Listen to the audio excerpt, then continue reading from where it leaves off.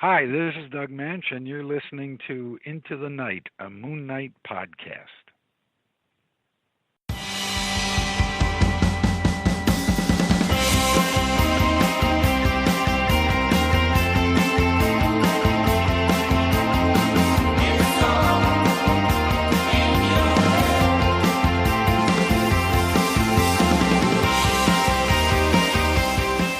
Yes, welcome back, loony listeners. You are listening to Into the Night, a Moon Knight podcast. This is an Isla sessions for you on our 118th episode. You are with one of your High Priests of Khonshu, Ray, and you may hear behind me there's a bit of hustle and bustle, you know, people shuffling about, there's a bit of clinking of glasses. We are in Gena's diner tonight, and with me, I am not a lone wolf. I have a very special guest. So happy to have him on the show. A big, huge welcome to John 1.21 gigawatts! Doc Harrison. John, welcome. Thank you, Ray. Yeah, or should I say High Priest Khonshu? No. Yeah. Yeah, thanks for having me. Yeah, this is. I'm looking forward to this. It's not very often you get down to sit down and talk through some of the 4 issues. Although that's a pretty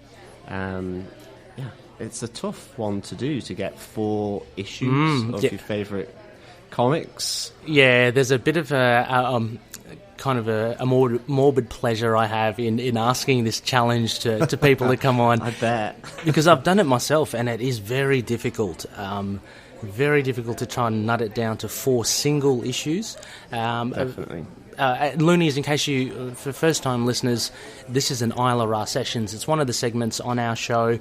Every waning gibbous, when the moon is up and it's a waning gibbous, we do an Isla Sessions, which is basically inviting fellow loonies onto the show to talk about their 4 desert island books, or what we like to refer to Isla Ra books, 4 single issues that they cannot live without. So I've invited John, I've invited Doc 1.21 gigawatts! Go over here to figure out what 4 books he could not live without. If he was stuck on the Isle of Ra somewhere and he only had a spear and maybe a ramshackle net to catch fish, what would he bring with him? and John, yeah, you've picked some doozies here. Well, yeah, thanks. I mean, I would certainly hope. I'd have kind of some bottles of rum or gin, I think, as well, on the Isle of Ra. Yeah, well, let's expand the fantasy a bit. Maybe during the shipwreck, maybe your scuba gear, you found some old Spanish ship submerged, exactly. and recovered some nice rum. Or that sounds creepy enough as well, because I think probably when I was looking through these, I just thought these 4 comic issues. I thought I kind of have a bit of a dark sensibility, and so yeah. Yeah, look, creepy sunken ship, probably with sharks around it, probably sort of sums it up, really. I mean, actually, as well, it's been a bit of a revelation for me as well, John, about your character. I mean, I only know you from TV podcast industry's fantastic podcast, and I should have mentioned that off the start as well. John, one of the co-hosts, one of the great co-hosts at TV podcast industries, formerly known as the Defenders TV podcast, members of the collective. We had very fortunate to have Derek on the previous Isla Ra. He's one of the co-hosts there. We've had your colleague Chris Jones pop up a couple of times on the ITK show. So this is great. I'm so happy to have you on here. But actually, having said that as well, you were the very first. I'm very proud and very happy to say you're very, very first guest that we ever had on our show. Yeah, I did. I remember that. I did some reading out. I did some narration, didn't I? Yeah. You did. I remember that. You did. We started off a thing. Some of the older episodes were bare bones. That was our synopsis.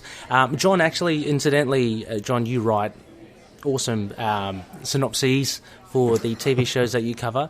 That is actually, and seriously, being sincere, that is what I kind of try to strive towards with our ones. So we did start that, but it is a lot of work, John. So I've become a bit lazy lately. Yeah. No, it is. It's nuts. It's kind of like because you have to condense this like an hour show, or the size of the comic or whatever. You've got to condense all that into like a paragraph, and it's tough. Yeah, it's pretty tough sometimes. In fact, it's easier for movies when you've got like a 2.5 hour movie, because it's just like there's no way you can do it. So you just literally kind of go, this is where they're at, and something happens. Yeah, true. I do kind of have a bit of a method to my madness now, but and sometimes, you're not in the mood for it, so you just kind of, you read back in it and you go, oh, what was I saying? That's like, it looks like it reads technical. And then other times you kind of get inspired to be a bit silly. I think I did a movie one once, recently actually, for The Boys, based on the episode. So I tried to do it in a, that American sort of announcer kind of thing. Yeah. It absolutely wrecked my throat for about a week after. I think Derek had to do some massive jiggery pokery on the audio to try and make it sound more, in this time. Yeah, I was trying to do that, and it's like, oh my goodness. Oh, that in a world. Yeah, exactly. Yeah.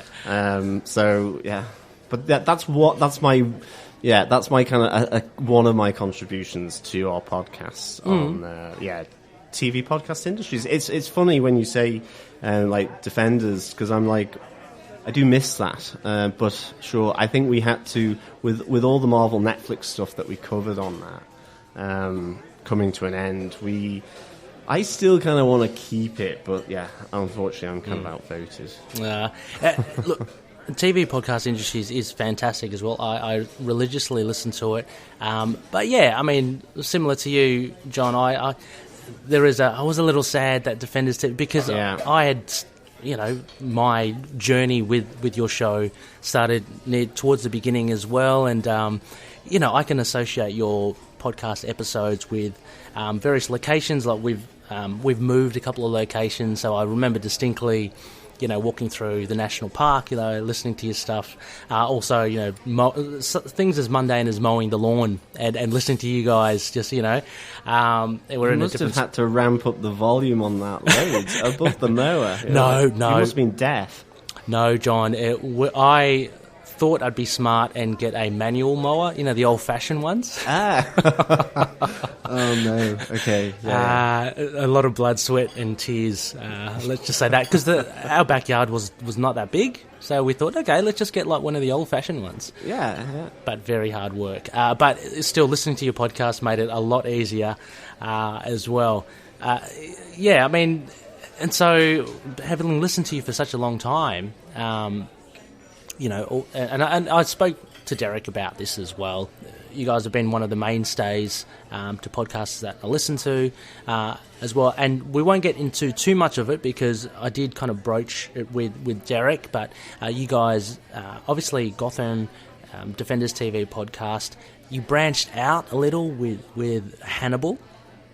Yeah, that was me, because, like, again, it's my kind of horror thing coming in, and I loved Hannibal, absolutely loved it, and I really wanted to do it, and we came late to it anyway, so we certainly didn't get many listeners, but it was myself and Irene, who used to be on Defenders right at the start, but I had to just pull away from it because of time and stuff. Yes. But we did this one last thing together, and we did it around kind of a menu, just because obviously he likes to eat his victims. I loved it. I absolutely loved it. We only did the final season, and I'm still being asked by some Defenders, actually, who joined Defenders from that. Mm-hmm. I think it's David in China, who would like me to actually finish that. And I would love to do that, actually. It's a bit like with Penny Dreadful, City of Angels, I think. Yes. That's coming up. Mm-hmm. I really want to cover that, but I also want to kind of retrospectively do the other 3 seasons. The one with Eva Green and Timothy Dalton, because I just absolutely adored those. absolutely adored those. So, but just quickly coming back to Defenders as well, I will definitely keep that alive whenever we do anything Marvel, because of course now with Disney Plus and all that.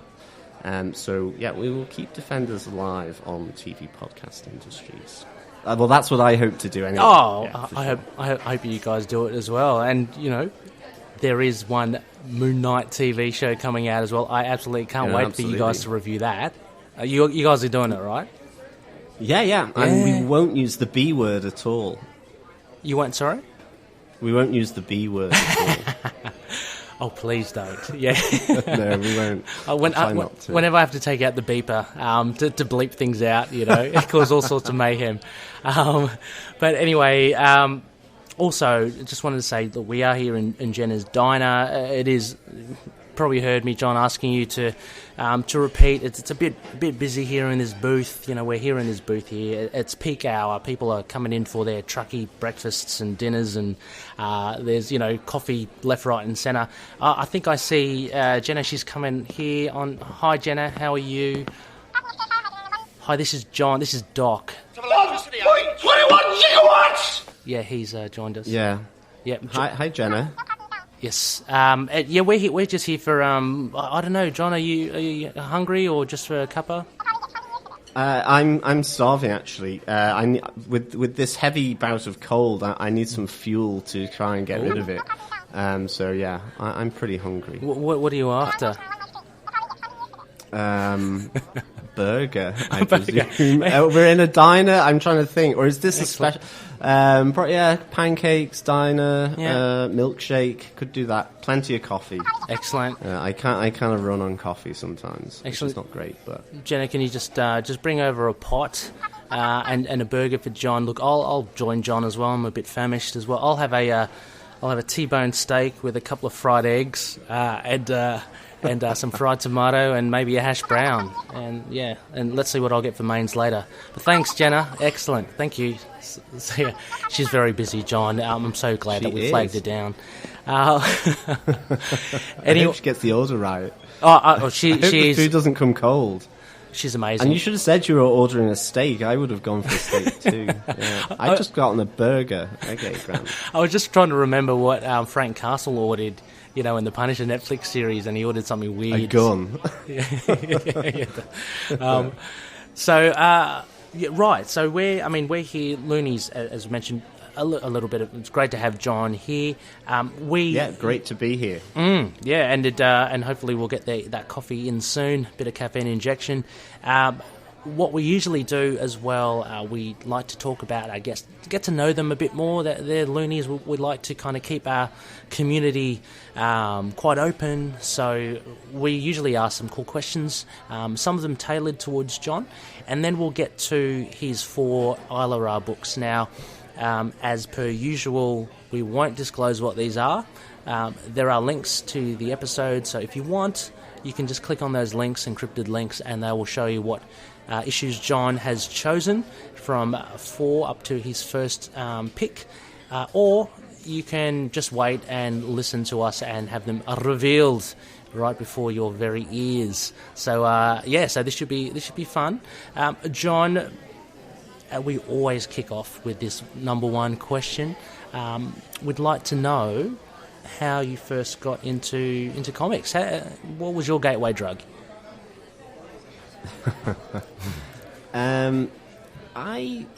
If I go really far back, it was paintings by Bruegel, weirdly. Wow. So my mum, this makes me sound like I come from about the 1920s. I'm only 41, but my mum used to sit me down in front of some of the pictures that we had in our house. One was a print of a Bruegel, who's a Belgian artist from back in the 16th century or whatever, and it was always like these scenes, these village scenes. And the other was L.S. Lowry, which is a North of England painter of industrial scenes, and it's all these people like going to mills and all this kind of stuff. She used to sit me down in front of those, and I remember them because, like in the Bruegels, there would be like people taking a piss in the corner, or there would be a bit of kind of They would kind of be like these kind of social scenes, but there would be weird little things and you try and find them. So I think the reason why I say that is because I definitely am a visual person with comics. I really I think probably it's the art, and I suppose that's natural because it's on the cover. So before you even get to the words, you're kind of looking at the artwork or the pics. So I'm very much about that really with comics. So I'll always put it down to that really with my mum. But I suppose coming on to more comics, it would be my gateway was the Beano and Dandy, that kind of stuff. Dennis the Menace, Minnie the Minx, and all that kind of stuff. And then it was like, I can't remember the name of the comic at all, but it used to be sold in the UK, and it was kind of, it had Nick Fury and the Howling Commandos. It had excerpts, so I don't think Marvel, like it was excerpts of Marvel in there, and then there was other kind of like war stuff going on as well. So, the whole what's the screen? When they kind of get shot or something, the Nazis and stuff, and that's where I think I probably picked up my German first off, was from the comics, but. It was that, but my first introduction, say, to Marvel would have been with these sort of little snippets of the Howling Commandos in this comic. I really just can't remember it. And then, so that's kind of the other gateway. And I think the third one, would have been, this is a pretty peculiarly British thing. It was a comic called Oink, and it was the first comic I actually bought, and it felt like I was rebelling against my parents because it was pretty. It had Pete and his enormous pimple. It was all fairly grotesque kind of thing. And it had Harry. It had Frank Sidebottom, which is this weird creation of this guy with a massive sort of oval head and massive eyes. It was kind of slightly sort of off-center and a little grotesque and all that, but I kind of loved it. I really liked it. But they did riffs on superheroes, so, they had Super Ham for Superman, all these kind of pig puns. It's really just, I think, you wouldn't get that kind of comic in the US for kids. Put it this way. I don't think so. Is it kind of like Mad magazine then? Is that the closest? Maybe. Yeah, it could be. I can't describe it. I think last year I did kind of favourite comic covers. I think 40. I think I did one for each of my years on this planet. So I was able to do 41, and I picked Oink as one of them just because I remember that was the first one that I bought with my own kind of cash. And then I was also buying Marvel as well, DC, and I kind of just fell into love with the whole art stuff of Doctor Strange, and that's why I'm massively into that. I love history as well, and I love that kind of stuff. I like sort of just exploring other areas. It may also be because I can't, my day to day is science, and this is everything but it. So I kind of like that opposite end, and also it's kind of freaky and weird, and it can be pretty dark. So that's my gateway. I suppose for most people in the UK, Beano Dandy would have been a massive, the normal route through. I mean, I didn't do anything like Dan Dare, say. I like that. I was like, I couldn't be bothered. Or Roy Rogers with the footy. I remember those kind of comics as well, and I wasn't interested in that kind of stuff. Yeah, I mean, because my next question was then you were mentioning. Sorry, is it Vino or Beano? Sorry, Beano. Beano. Sorry, Beano. Sorry, yeah. I mean, I'm not too sure We may have gotten it over here in Australia. I'm not too sure if it made its way over here, but I have heard it referred to by yourself, Derek, and like Rebecca as well. So I know it's part of being in the UK. I was going to ask about, because that seemed very like non-superhero-y. Like for you to get into superhero. Yeah, but then you said as well that you collected, I guess, concurrently Marvel and DC around that time because you were interested in the visuals. So I guess maybe you stumbled across them as well, and that's how you got into the superhero-y kind of thing. Yeah, definitely. And I mean, I think I also came at it from TV and movies because I don't know if it's kind of a bit like Thunderbirds, but Captain Scarlet. I was never really a Thunderbirds fan, but Captain Scarlet I just kind of loved, like this indestructible man. I loved that idea. So, I mean, effectively like Superman or, kind of like a Captain America, but redder and more scarlety, I suppose. And it was just I loved that. And the Mistrons, I think, like this idea that you have the bad guys, you've got to have that great bad guy, and with Captain Scarlet, I always loved the Mistrons, and I think that from TV for me was really good, and that was kind of superhero-y. Obviously, you had Spider-Man and Hulk at the time, and that was always good fun. Like I loved that. And I suppose the big wow moment would have been with Batman, though. I mean, it would have been with Batman, sort of late 80s. Just the one reference there, John, but that's okay. Oh yeah, sorry. Oh gosh, right. Yeah, with Michael Keaton. I should just say Michael Keaton in a robe. Yeah. That film with Michael Keaton in his dressing gown. I kind of really liked that one. Yeah, I mean, we are pretty much around the same vintage as well, John. I'm pretty sure. I mean, I'm 41 as well, so we kind of, batting the same average here.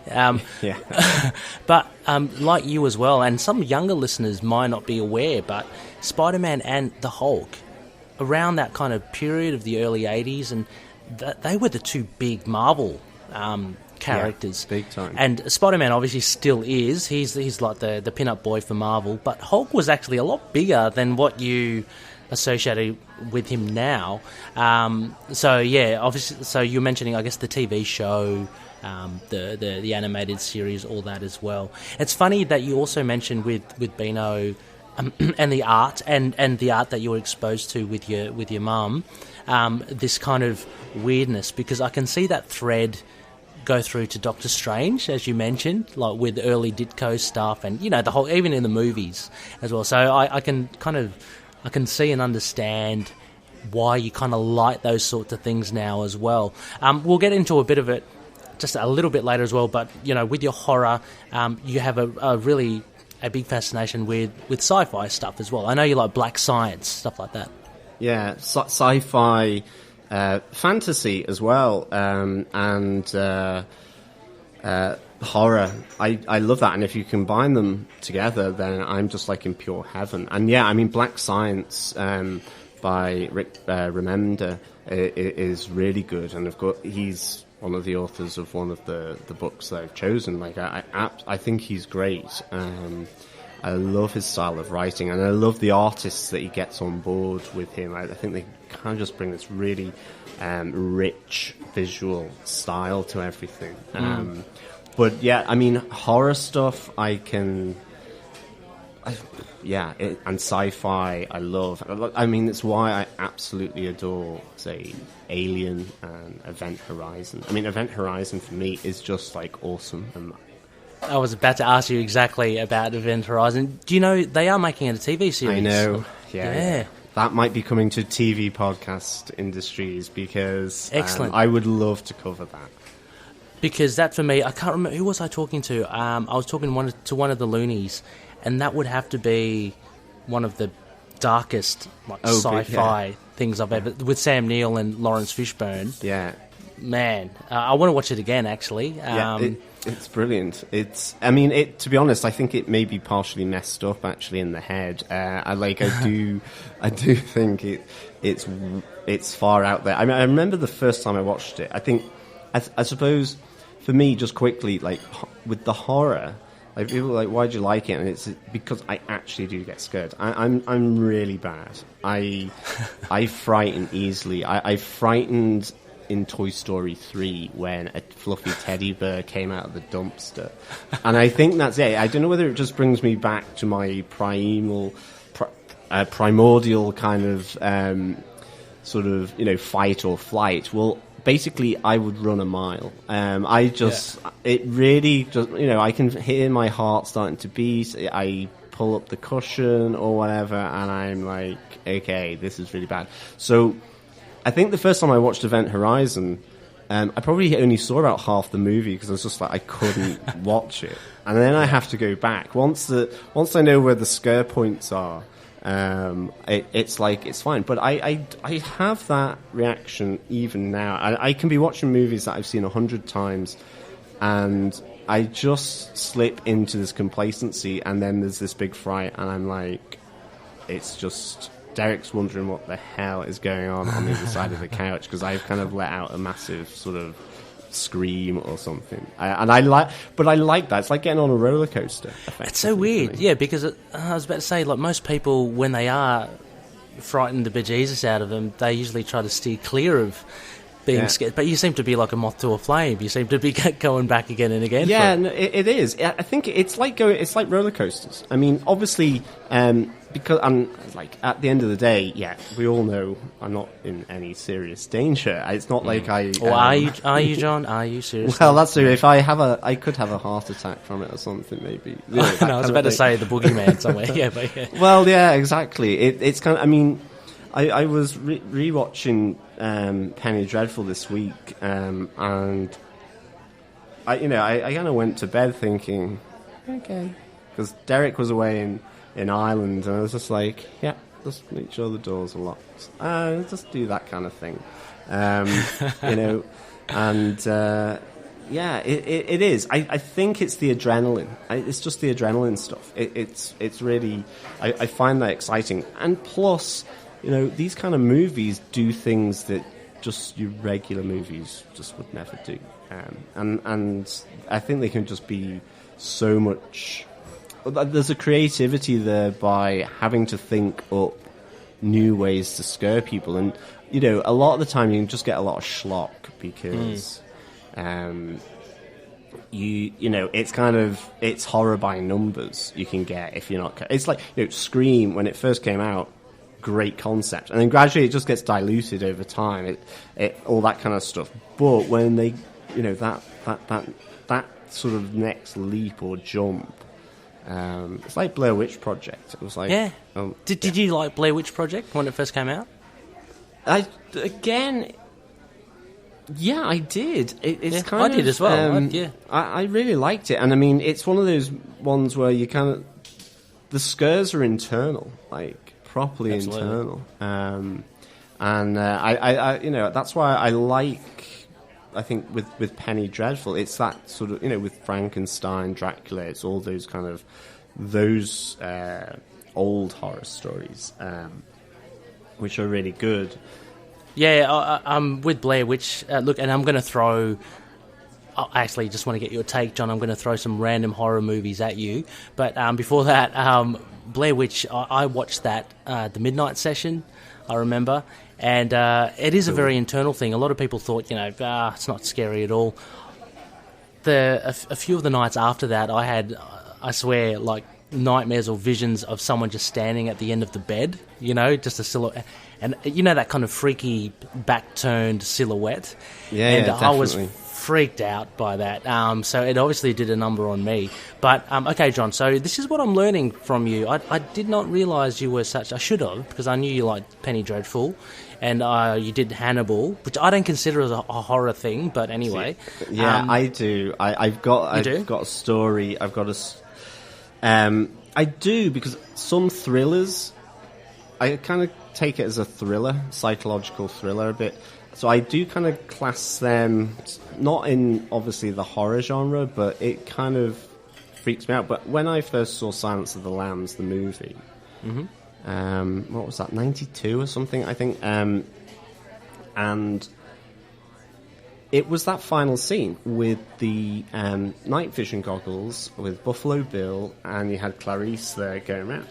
And as soon as I turned out the light when I went to bed, my eyes opened, because all I could think of was that someone was watching me with night vision goggles, and I did not sleep that night. I was and I waited for the sun to come up the next day. I kid you not. It was, and I would class that as probably my favourite film in the world, because I was like, that was a genuine reaction to that movie. Don't get me wrong, I love Star Wars, I love Lord of the Rings, I love all these different things. I have strong reactions, of joy, happiness, whatever, with those. But I was like, that movie effectively made me not go to sleep. And I was like, that's kind of impressive. I think that for me was just the freakiest thing ever. I was like, okay, is someone in the wardrobe watching me through night vision goggles? Okay. Oh yeah, you can totally freak yourself out. It's crazy. Look, I'm going to throw just top of my head random ones. I'm going to try to get a disparate array. Okay, what do you think of, say, The Ring, the Japanese version? Do you like Japanese horror? Scary? I do. Yeah, I mean, because I think Japan brings a brings a special vibe, and sometimes goes massively extreme. So The Ring, definitely, I love. I think, in fact, sometimes the worst thing is if they're remade from a Hollywood point of view, and it's just like, oh, okay. But yeah, there's something special about Japanese horror. There is. I mean, the pacing is a lot different, and I admittedly like some of the American remakes of like the Grudge. I remember seeing that, and I enjoyed that, because in Hollywood I think the pace is a lot quicker. American audiences, or Western audiences are a little less patient. But when you watch a nice Japanese horror, it's drawn out, but it actually creates the mood. So anyway, okay, so The Ring, say The Grudge. How about stuff like Nightmare on Elm Street? Is that up your alley? Yeah. Love it. Yeah, absolutely love it. Yeah. Hellraiser, those, stuff like that. Yeah, those kind of late 70s, 80s. I think that's just such a rich vein, of horror. Halloween, The Thing, all this kind of stuff that was such a good time, I think, for me. I've got to ask, The Evil Dead. Do you like The Evil Dead? Yeah, yes. I do. The originals, yep. Yeah. I love the TV series as well that was out. Oh, recently. Ash vs. Evil Dead. Very cool. Very cool indeed. I can't believe the stuff they get away with. There's one scene in the morgue, no spoilers, but you know what I'm talking about, with Ash and the corpse. Yeah. It's just... Yeah, it's weird. Yeah. Weird and wrong, yeah. A little curveball. How about Critters? Critters? Yeah, is that scary? Yeah, Critters. I like another kind of weird element is I like big sort of mutant animal kind of, and I don't mean Godzilla, but things like arachnophobia, things like piranha, Species. Yeah, Species was good to some extent, but I mean, not it's. Anaconda, I like the cheesy animal kind of thing, but eight-legged freaks, that kind of stuff, which are really, I kind of like that element as well. You've got a vast palette, because, I mean, I'm a huge fan of Penny Dreadful as well, and for me that's top quality, really well-produced, well-written, well-acted. It takes itself seriously as well, big time. Yeah, so really cool as well. Do you collect the comics for that, by any chance? I haven't actually, no, but I would like to. I just haven't. Yeah, there's so many comics, but I haven't gotten around to looking at that, and I need to. Yeah, I should do that definitely, because I think from again, it's kind of that interesting tradition when we speak of comics. This idea of the Victorian penny dreadful that you would flick through to read, and then just sort of how that evolves. No, I haven't, and I should. Have you? No, I'd like to as well, because I'd love this idea how things are carried on through to the comics as well. Like this is generated off obviously the TV show, and this was a question actually I wanted to ask you, because the question of how you got into comics, because they're very different mediums, right? I mean, so you're currently doing a podcast, TV podcast industries, focusing on TV shows and in film as well, and you mentioned as well yourself growing up and getting into comics. A part of it was through the TV. But they're very, very different mediums, and I've had a discussion with a colleague of mine as well about how comics obviously can do things that movies and TVs can't. So, I find it very interesting that they do translate the TV show that you love into a comic book adaptation, and like Buffy the Vampire Slayer as well, stuff like that. That's true. I mean, is it something then that you're interested in, having come in through the TV route? That's what I'm saying. The connected comics interested in?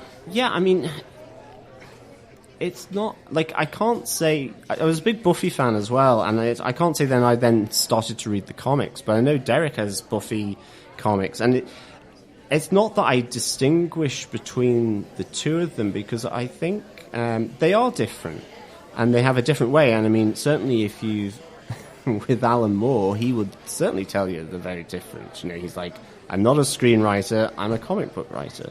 But I get that, but I think they feed off one another. I think I can't see how. I mean, that it's not that case. They feed off one another, and I think that's really useful. I think we always used to have that discussion on Defenders TV podcast with the Marvel Netflix, and sometimes you get this moment where fans love something or they absolutely loathe something. It's not to canon, and I'm not someone in comics that holds ultimately to canon. I'm not really too fussed, actually, if I'm honest. I'm happy enough for them to explore this as much as they want to, and I think the Marvel Netflix adds something to how maybe a comic book writer would want to take a character that's new and change it. And I think that's a creative process. So this idea of sticking rigidly to canon, to me, I don't really fully understand in a creative medium. I find it really strange. And speaking of strange, because sometimes the one thing, for my favourite character, Doctor Strange, that sometimes the one thing that annoys me about that character is that too frequently his origin story is told. And you have this retelling and retelling and retelling. And I'm like going, can you not just find something else, or whatever? And it's kind of a bit like with Spider-Man. In the end, I was getting bored of Spider-Man because it was this constant, Uncle Ben's died, and it's like, fine. And I know, and I don't mind them messing with things, to be honest. I think one of my comics is a writer coming in and sort of jigging up the Doctor Strange origin. So, and that to me is perfectly fine. Like I like that. Yeah, I mean, you've touched on a really, I guess, divisive point, and I think it's.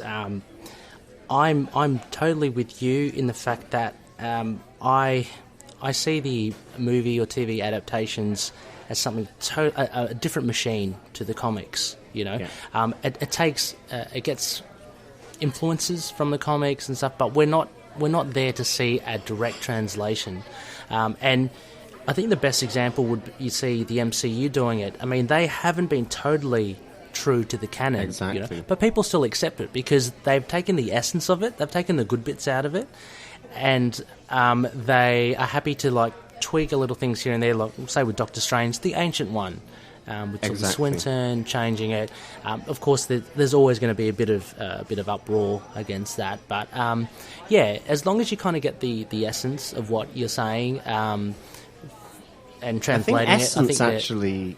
Sorry, Ray. I was going to say, I agree. I think maybe essence is the better word than canon, because it's like, in a sense, you want Doctor Strange to have that unlikable arrogance, because otherwise his redemption in his origin becomes less powerful. So if suddenly he was kind of like a kidder and a joker and was friends with everyone in the hospital, it maybe just wouldn't have that same emotional punch. But it's the essence of his character that you want, both comic book writers and, I suppose, when they're adapted, to at least have that baseline to some extent. And even you can play around with that as well, but there has to be some flavour of that. But then for me, after that, for example, he could go to the Andes rather than the Tibetan mountains, as far as I'm concerned. That's just a vehicle, and it could be, a metaphorical mountain or something. It could be he could be going to a yoga studio in New York, and he meets the Ancient One or something. As long as it's done well, it makes sense. Good. Exactly, the way I see it as well. And if we are to be totally geeky, and if you are a big comic fan, you can just justify it by saying, well, the MCU is Earth, 1, 2, 3, 4, 5, as opposed to Earth 616. It's just another reality of your favourite character. So you're not beholden for it to be exactly like 616. That's how I kind of see it. Even to the extent of, I'm sure down the track they're going to recast Captain America and Iron Man. They've got a few Punishers already. They've got a few Hulks already. That's fine for me. The way I justify it is that, like, in comic books you have different artists and they portray them differently visually. Exactly. These actors are the same character, but they just look a little different, but they're still the character. So as much as it pains me that Robert Downey Jr. and Chris Evans is no longer, Iron Man and Cap, I'm sure we'll get them down the line, but I'm sure the actors will do good jobs as well. Same Definitely. with Natasha Romanoff as Black Widow. Hang on. Sorry, John. Jenna's here. Thank you, Gena. Thank you. There you go, John. That's a big, juicy burger. Here's a nice little cup of. We'll have the whole pot. Thank you. There's my steak. Fantastic. Done. What do you call it? Medium. No, rare. That's it. Oh, you rare. Okay. Yeah, why not? Raw and wriggly. Yeah. Raw and wriggly. It's still moving on the plate. That's perfect. Thank you, Jenna. Thank you for that. I just hear a moo. Very busy. Always very busy.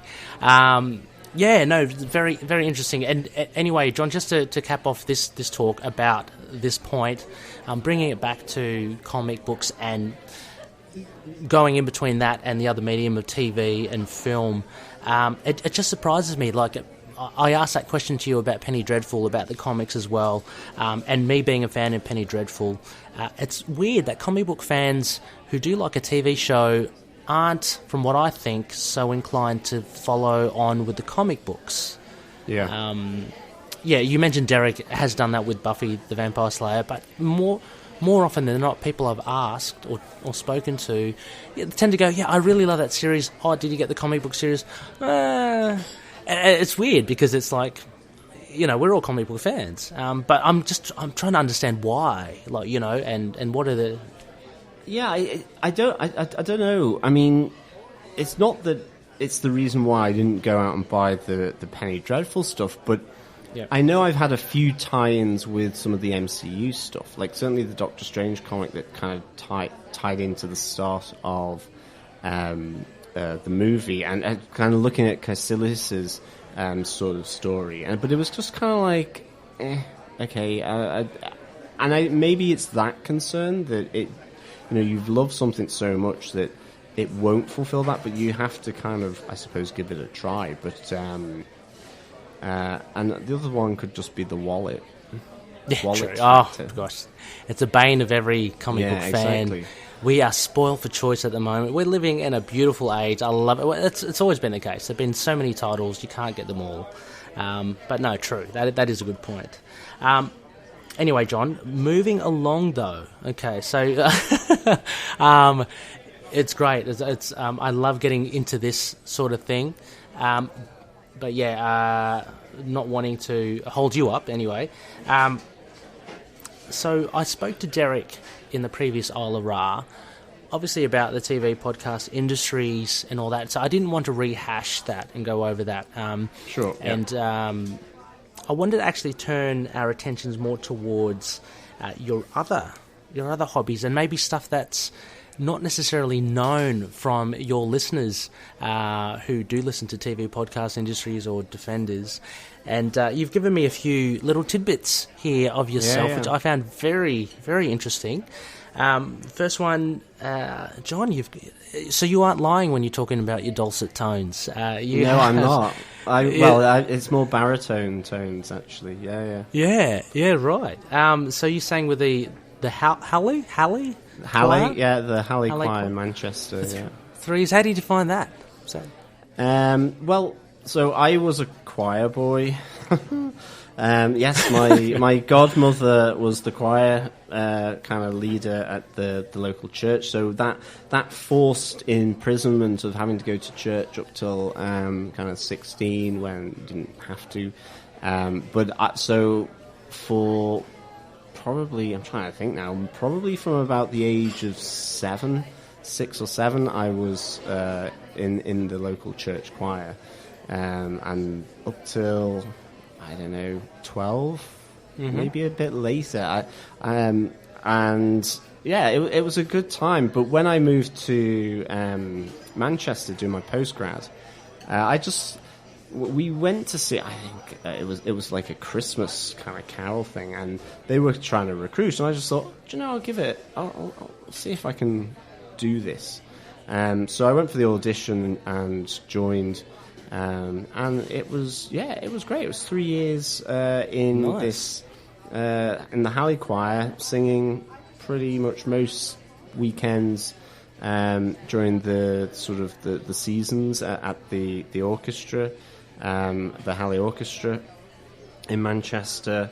Got to record in Abbey Road Studios. Oh wow! With this commissioned piece called St. Cuthbert, about monks up in Lindisfarne in northeast England, in Northumbria, which was kind of interesting. Recorded with Procol Harum, which was weird because I only knew Whiter Shade of Pale, and that was probably from Annie Lennox rather than them. I didn't realise that was a cover. And sang in the Proms and stuff. Wow, you sang in the Proms? Yeah, which is the weirdest thing ever, because the acoustics are so bad in that place. It felt like we all came out of it. So it's fine, the acoustics are fine if you're in the audience, but obviously this is a round building from the Victorian times, and you see it on all these discs suspended from the ceiling to try and improve the acoustics. Yeah, and but singing in a choir, everyone came at the end of the evening. It was like we all came out and we said, "Did you feel like you were singing a solo to everyone? You could not hear the overall effects." It was just shows how good the training and sort of the Mark Elder was, because you just Mark Elder, you just really kind of. You just didn't get a sense of the full piece. Okay, yeah, you could to some extent hear the people immediately around you, but it felt like you were just singing on your own doing so. It was both horrible and weird, because I think for me, my singing's always been safety in numbers. Let's do it in a choir. Yeah, that was weird. Oh, God. That's kind of like a massive safety net just gone. Yeah, yeah, big time. Not actually hearing everyone around you. I had a similar experience a while ago. A friend of mine asked me to play the wedding march for his wedding, and so I had a digital keyboard, and the rig wasn't set up properly, and I couldn't hear myself when the wedding started, and I had to play the wedding march. I didn't know. I was just looking at the fingers on the keys and making sure that I was playing the right notes. But it's such a scary thing, eh? It's brutal. Yeah, but so in the choir though, you must have picked up some great knowledge about harmonies and voice parts. Yeah, absolutely. Yeah. And it was just really good. I think it was the second year they had. The theme for the season was called Scattered Sparks, and it was music kind of born out of revolution and war. Again, this is probably showing my macabre side actually, but and struggle, and it was just fascinating because we did Benjamin Britten's War Requiem, which is just it's so discordant, and I love it. I just absolutely love it. And then at the same time, we did this. I can't remember the name of the piece now, but it was by Elgar about the First World War, which was, when you think of an orchestra and a choir, you would probably think of them doing that kind of piece, just these rich harmonies, melodies, all coming through. And then the other one that it is probably one of my favourite choral pieces, is Tippett's Child of Our Time, because it's I think the reason for him doing it behind that is amazing. What he does is it's slightly discordant as well, because it's Tippett, so it's kind of the same era as Britain, but it's less so. But that's about. So he basically takes sort of like the Hallelujah chorus. So he takes a traditional kind of hymns, and he puts it to spirituals from Africa. So it's split up with African spirituals in between the story, effectively, of the murder by the Nazis of the guy who tried to assassinate one of the leading Nazi figures, and his mother. And it's just really amazing. And the kind of whole thing is that the whole message, I suppose, behind it is you need to know your dark side to know good, kind of thing. That it's kind of a really great piece of music, I find. I'm unaware of Tippett's work. I know of Tippett. I love a lot of English composers like Vaughan Williams, Delius, Frank Bridge, and Britten, of course, is fantastic. But no, I haven't touched upon Tippett's stuff. But that sounds very interesting. I love the discordant. I love this kind of cultural kind of integration with it. So Dvorak did that as well. He went to America. He did. He looked at the American. Traditional music, a lot of great. I mean, that's cool. I love my music as well, John. So I'm very happy to hear that you were in the choir, and I always just my partner Eve used to be in the choir as well, and she picked up the knowledge of harmonies and stuff. So I don't know about you, John, if you ever listen to a song on the radio, if ever you always, I don't know if you probably hum the harmony to it, or the exactly. The third above. Yeah, exactly, definitely. Yeah, and I just really I'd love to be able to have that ability to harmonise just straight off the bat. But I hear that's working in the choir. You pick up that from the choir master, and just it's great. It's a good skill to have. Yeah, it is a tough one to get used to, because obviously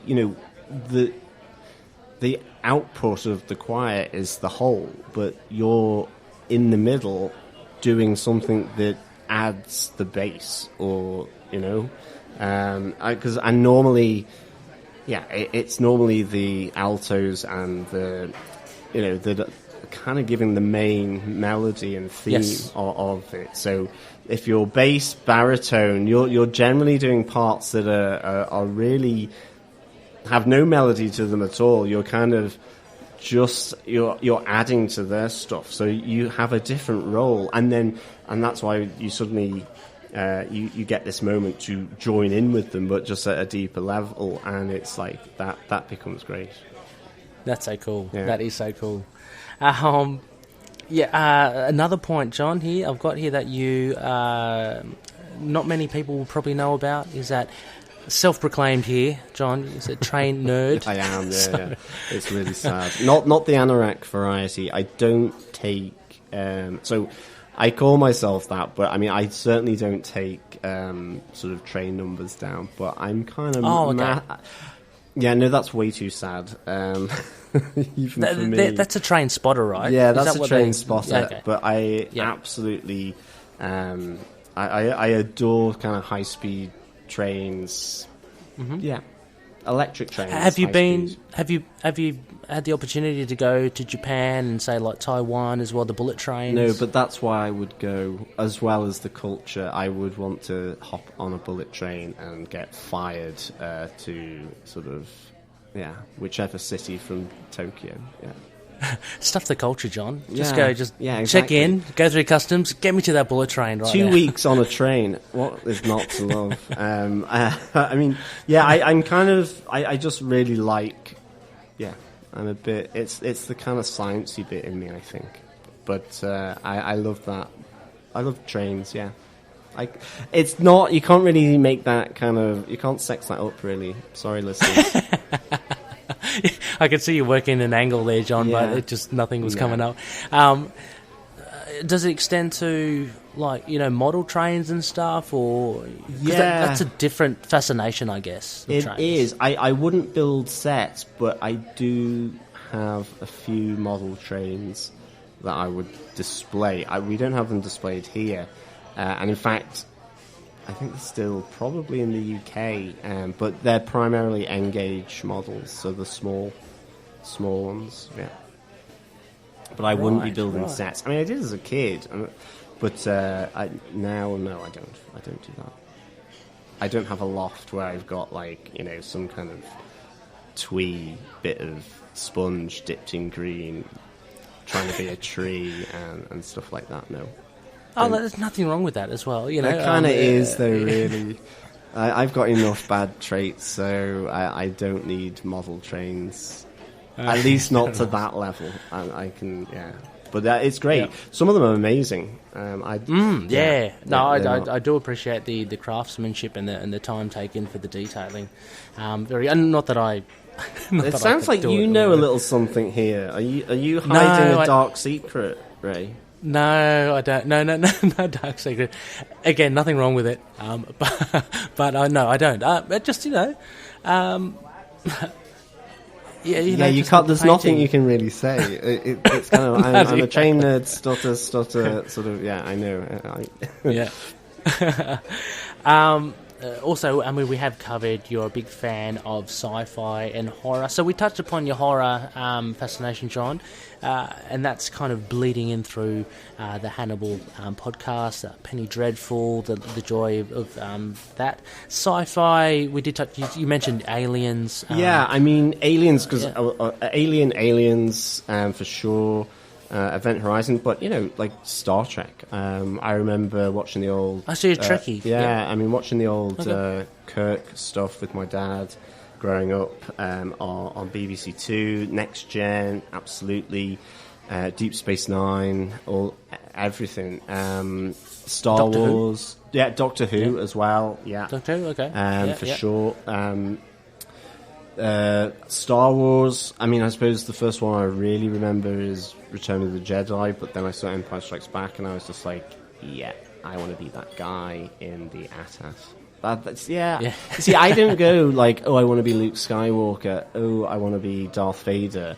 I wanted to be General Veers in the AT-AT, where he just kind of goes, prepare for maximum firepower, target main...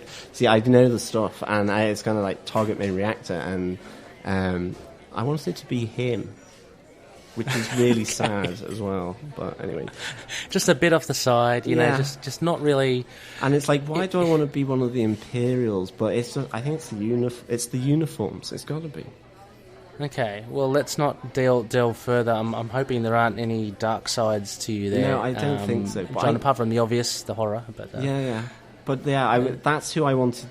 It's really Boba Fett as well. Boba Fett's Yeah, pretty cool. but then he gets eaten really quickly. So Yeah, that was a bit of an anticlimax. It was, wasn't it? But yeah, we'll get more of him, I'm sure. The whole thing's expanding now, so the Star Wars universe, it's timeless now. Generations, are loving it.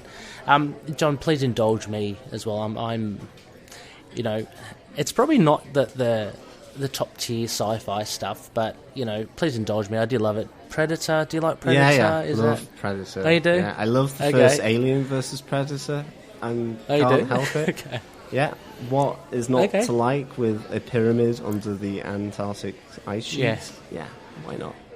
I mean, It's a bit weird. Yeah. I know, Predators drawn to the heat. Why are they going to the Antarctic? Yeah. Anyway, Yeah, but why not? that's details. Yeah, exactly. Who needs details? Look, it's one of those movies that I can watch because it's just, you don't need to. It's just. It's fun. A friend of ours has said, and I am absolutely with this philosophy. How do you know a good film? Only by watching utter shit films. You need to understand bad movies to know what's good. As an example, on the horror front, I remember doing a Children of the Corn movie run through. The original. Yeah, first one, amazing, really good. That's spooky vibe. Yeah. By the fourth one, you kind of do want to pull your teeth out and probably slit your wrists. It's Children of the Corn, the Urban Harvest. So, lo and behold, in the middle of a city, in a derelict industrial site, there's a field of corn, and you're just going, why? Just why? No story. Just why? But nonetheless, I now know that the first one is really good because when you look at that, it's proper bad. I think that fourth one or whatever you mentioned, John, was probably built from the title upwards. Like a writer probably said, Urban Harvest, that sounds pretty cool. Okay, what do we do? That's like the opposite of rural. Yeah, exactly. No. Oh, it just works on so many levels. Yeah. Anyway, all that aside as well, I've got a final little point here, John. A film history fan. So, by that, sorry, John, was that a pickle, a gherkin? Probably just caught in your throat there from the burger. Yeah, absolutely. I'm sure. Yeah. Yeah, exactly. It's not my chesty cold at all. No, not at all. No. We've got to keep the smoke screen. What do you call it? Keep the the smoke screen. Yeah, dream. Yeah, keep the dream alive. That's a gherkin. And the gherkin. So, film history fan, John. What does that? Are you talking about how film has progressed through history, or are you talking about just historical films? I suppose a bit of both, really. Like, I'm massively interested in movies, and like, at the same time, I can absolutely go low as low to as highbrow as highbrow. Like, I can go anywhere in between. So I think I just love movies. So I'm kind of interested in just maybe how they're made, how they're constructed from both sort of the screenplay through to the actors and the direction. So okay, it's probably a bit cliche, but someone like Scorsese or someone like Christopher Nolan, I have massive time to listen to them about how they build a movie. It's massively interesting because, and again, just coming back to the comics and TV, you talk of storyboarding for a movie. It's a comic book. It's putting the pictures of a comic book together, so to inform where you point the camera, what the framing you want, and I think from a historical point of view, it's it's more that I just remember, like, with Buster Keaton and Laurel and Hardy, again, it's kind of fairly standard, really, but I love these movies. Like, I watched the, Way Out West, again, it just, for me, every time I crack up with the whole singing scene between Stan Laurel and Oliver Hardy, where he gets hit on the head with the camera and he goes up an octave and starts singing like a girl before he actually falls down, knocked out. It's just really good, and I'm massively interested in the fact that it is, in some cases, certainly when you go back to Charlie Chaplin and Buster Keaton, it's the silence, being able to construct something like meaningful out of having no sound is like fantastic. Is that your favourite era? Like is that around the 20s? I've got that wrong, or what is your favourite era of I think it's the 80s, to be honest. I'm a kid of the 80s. Okay. Mainly because it like, as I say, Die Hard, all these movies, sort of Aliens, Terminator 2, The Goonies, E.T., second part of the Never-Ending Story. Yeah. So it's just like, it's almost before it became a money thing. I think the saddest thing I find is when people talk about movies in terms of how much box office they make, because that's what a company does, because that's why they do it. And it's like, yeah, okay, it also helps them to make more. I get that, but for me, it feels like, even though Die Hard, all these movies from the 80s, massively commercial, but it wasn't being used as the indicator as to whether they were successful or not.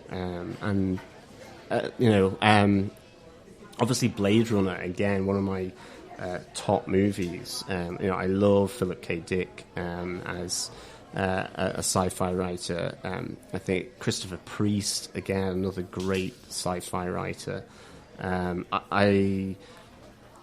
I love John Wyndham. I mean, you read his books now. So John Wyndham, of Day of the Triffids, Kraken Wakes, or Midwich Cuckoos. He's from the 50s, and his stuff has been turned into TV and movies quite a lot. But his style of his language is a little bit kind of dated, maybe. But I love some of his concepts. I mean, his Chrysalids, I think, is probably one of my favourite sci-fi books. It's just really, really cool. Yeah, I mean, just going back to your point, I think that thing that we have, this fascination that we have these days of the box office and all that, a large part of it has to go to the internet and the accessibility of information. Because you're mentioning, Die Hard, things like that, or Aliens. Marketing was limited to basically posters and maybe interviews with people.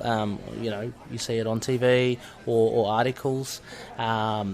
But now we're just privy to so much information, and now it becomes what is better? How do we gauge something is better than another? And exactly. And I think the other thing is there's so much. Like, if you look at the sort of movie slate back in the 80s and 70s, you would probably have at least half the number of movies out in a year as you would now.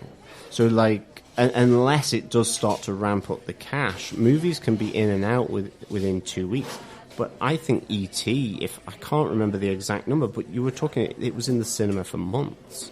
And, you went when you want to, whereas now it's kind of like they try and hammer you in to go, say, like with horror, it's like, go and do it at Halloween in October, or the summer blockbuster, or the winter blockbuster. And that works because it kind of puts dates in the diary, I suppose. Whereas you think kind of back in the day, you could. It can. The Goonies would come out. It'd be in there for 3 months or more. No, for sure. It's very different days from the day back when you and I were were we tackers. Yeah. So, the other thing is like with not sci-fi, but with visual effects and stuff.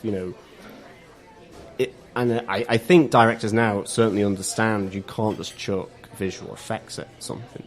John, there was an era there where there was a short period of time where you saw directors just throw the CGI in. It was very obvious. I mean, George Lucas, unfortunately, is the classic example where, because he was forced to innovate because he didn't have the cash, he came up with the first three films in the Star Wars trilogy. And good visual effects for the time, absolutely, and I think they still hold up in many respects. But good story. And then you go and see, episode 1 was, I have all this money, I can just make everything artificial, and it just absolutely bled the life and soul out of it. It's mental. Whereas someone like Peter Jackson with Lord of the Rings, how he used, at least for the first three, I think he also got carried away, and maybe that with The Hobbit. But the first three, that balance between what is real, what is going to be done in VFX is I think the mark of a good director. Yeah, it's really interesting, and we could actually talk even more about, I guess, how TV has changed, the way it's viewed and faced and kind of consumed over the years as well. Again, a massive influx of TV, and you see a lot of film stars migrating to TV now because it's a regular, I'm assuming because it's a regular steady gig and it pays well, so all that sort of stuff. So no, very, very interesting indeed.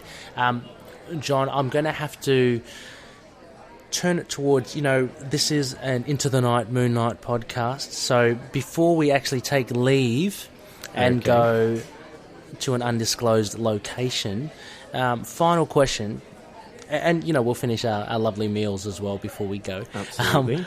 Final question, how did you get in? Tell us about a bit about your connection. How did you get to know Moon Knight? What is your connection with him as a character? I think there's two things. I was peripherally aware of Moon Knight from a few, from certain comics, but I hadn't really gone into the character at all. And I would definitely say that in terms of getting to know you guys on Into the Night, that's what prompted me to then buy specific new Moon Knight comics. And of course, he has a darkness. It's a bit of horror. Anything with ancient Egypt in it is pretty gruesome. What is it, like brains through the nose, sarcophagus, and so on. But I know, as well, it struck a chord with, for me, with Dr. Fate, because there's kind of an in DC with having that ancient Egyptian kind of side to it. I really like that. Controversially, I think on the basis of listening to you guys, I went out and got that. I suppose it's like the Marmite or Vegemite of Moon Knight, I guess, which is the Brian Michael Bendis one. Oh yes, which seems to stir up a lot of passions. But I personally, don't kill me, don't hang me, but I personally thought it was really, really good. Maybe not. The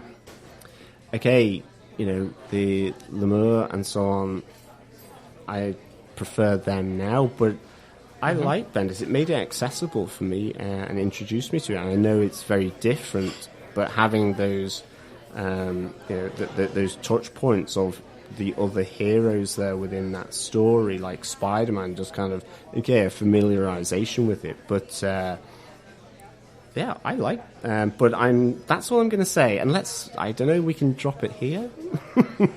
We can drop it here now, because I know that I've seen on some of, Bendis can be pretty divisive in the Moon Knight world. John, it's very refreshing to hear that you do like it, and we are in the midst of reviewing it as well, issue by issue.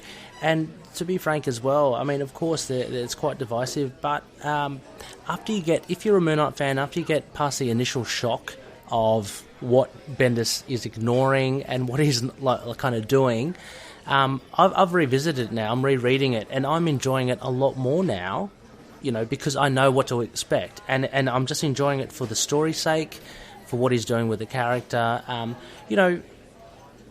this is just my personal opinion. Who cares about what he's misplaced or ignored? I'm just enjoying it for what it is, and it's a very, very cool, very well drawn series. So I find your comments quite refreshing. I think that's great, and there's nothing wrong with it. Look, Loonies, everyone loves and hates their own things, exactly. And it's all fine. It's all just taste. Yeah, that's true. So I think from my side, I have a little soft spot for Bendis anyway, because he kind of, for me, in my own mind, in my own sort of view, he kind of, I think, re-engaged Doctor Strange into the wider Marvel universe as well, with some of his bigger crossover stuff. And that, for me, I kind of thank him for, because I think sometimes Doctor Strange, can... And most of the magical, mystical Marvel characters, they can kind of be a bit peripheral. They're in their own world, and they get left out a bit sometimes. And I think he was getting Doctor Strange to do stuff which I suppose you wouldn't expect. So I kind of have a soft spot for Bendis just purely because of that. I think he re-engaged the character for Marvel a bit into the wider MCU. Otherwise, he can very much go down the rabbit hole of another realm, for example. So, or dimension. So, yeah. Yeah, I mean, I think Bendis is a solid writer. I mean, everyone has their opinions about him now, and but he has come out with great stuff. So he'll always be remembered as a prolific and a good writer. So that's pretty cool, John. I'm glad you brought up that, because I think Loonies as well, the Bendis run. If you're a new listener and you want to find out more about Mooney, I would recommend it. Don't worry about the negative feedback from it. It's one of those ones that you just kind of have to read anyway and make your own. Yeah, exactly. Make your own judgment. Yeah. So anyway, John, I don't know about you. If you're ready to go, I am. But we have the mooncopter waiting outside for us. So. I know, Mark, he can do anything, can't he? So let's just look. I've got this one. Let's just pay the bill here, and no, I think we should just leg it. We should just leg it. If we've got a mooncopter, we can make a quick escape. Only joke. You think we can? Okay. I'm game if you are. Let's do it. Then it kind of be like, right, I don't know. It would be something like out of a Quentin Tarantino movie.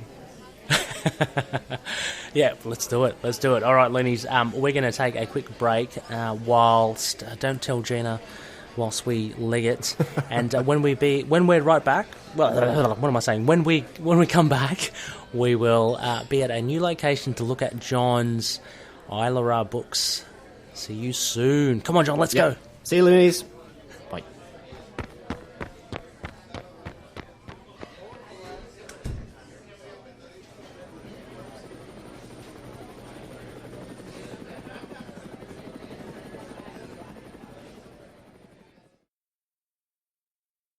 Hey there. I'm sure you know about the Capes and Lunatics podcast, but have you heard about the Capes and Lunatics Sidekicks podcast? It's a fun home for classic and new reviews of just about everything. We have the Ultimate Spider Cast, where we cover everything Spider-Man. The Quantum Zone, where we talk the classic Marvel character Quasar and do deep dives on the cosmic side of Marvel. We also have Comic Capers, where we cover everything old and new in comics. It could be anything, any company, any decade.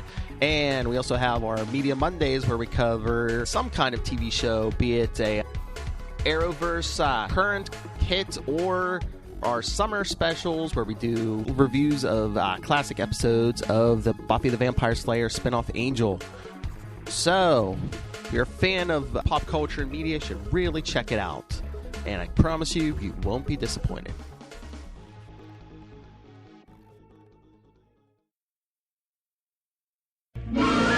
You belong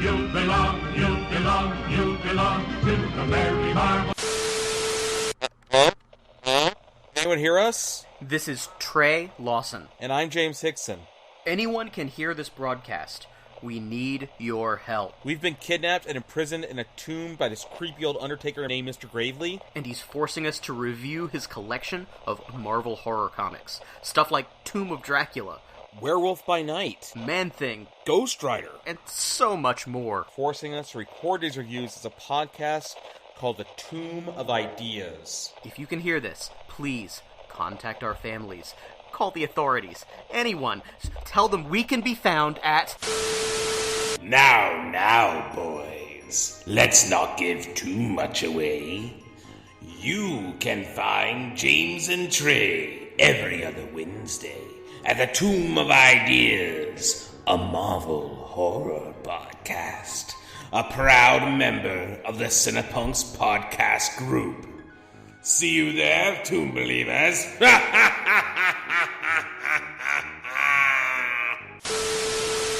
Merry Marvel Party,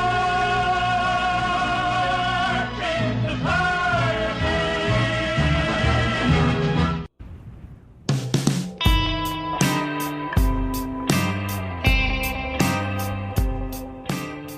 Yes, welcome back, loony listeners. You are listening to Into the Night, a Moon Knight podcast, and I am with John Doc. 21 gigawatts! Harrison. He's from TV Podcast Industries. John and I have just shared a nice meal and a coffee at Gena's Diner. We've taken the Mooncopter, and I feel quite tranquil, quite serene here, John. We are in the Kunlun Mountains near the Taran Basin. Are you enjoying it? Are you rugged up? I am. I'm wrapped up to keep the high altitude chill away for sure. Fantastic. I can see the breath in front of me. I can hear some bells in the distance. It's great. There's a bit of chanting going on. I feel very at peace and at one with the world. And now, John, we're here. Let's not dilly-dally. Let's just get straight into it. We have your 4 Isla Ra books ranked in at number 4, loonies. John has revealed his favourite, The Immortal Iron Fist, issue 6. So, John, this is a great read. This is part 6 of the last Iron Fist story. Yep. Let me just do a quick rundown. Writers Ed Brubaker, Matt Fraction, penciler Russ Heath, colorist Matt Hollingsworth, letterer Dave Lanphier, and editor Warren Simons. Now, John, maybe if you can elucidate to the loony listeners what this kind of issue is all about, and why did you pick it as your favourite? Yeah, I mean, I suppose, what is this all about? I think it's really trying to... It's almost like a relook at Iron Fist and its history.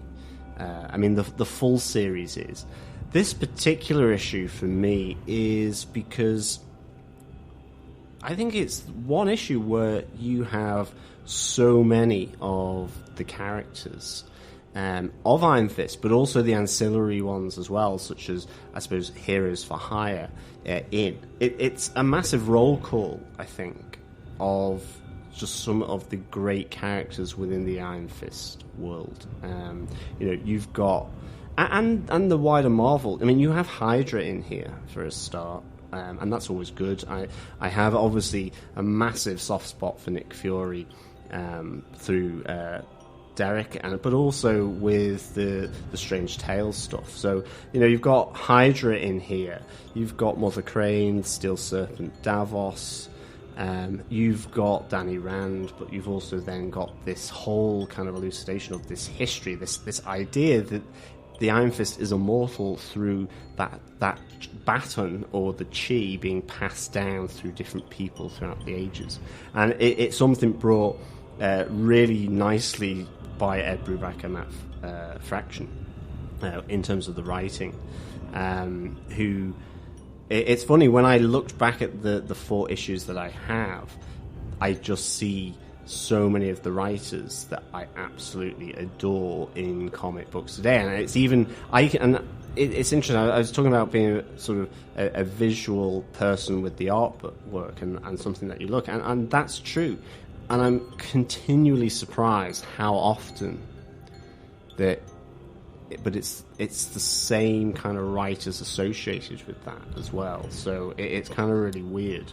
But yeah, you have the Thunderer in here, Li Kung, and you tie one of the Lords of Kunlun in here.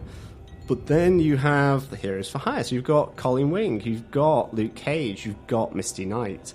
There's Jaren Hogarth as well. And so I love that this one issue has such a roll call of all these different people connected to Danny Rand. It is really good. And I mean, I think first and foremost, you have this flashback to Orson Randall, because it's this moment where Danny Rand is realizing that he's not the only one, that there is this other there's Orson Randall, who was also the Iron Fist, and you see flashbacks to his journey within this. But then it's an all-out good versus evil action fest as well, with all the fighting. It has some great lines in here from Matt Fraction, and just the humour, and in particular centred around Jaren Hogarth, who is obviously the Danny Rand's right-hand man with regards to Rand Corporation.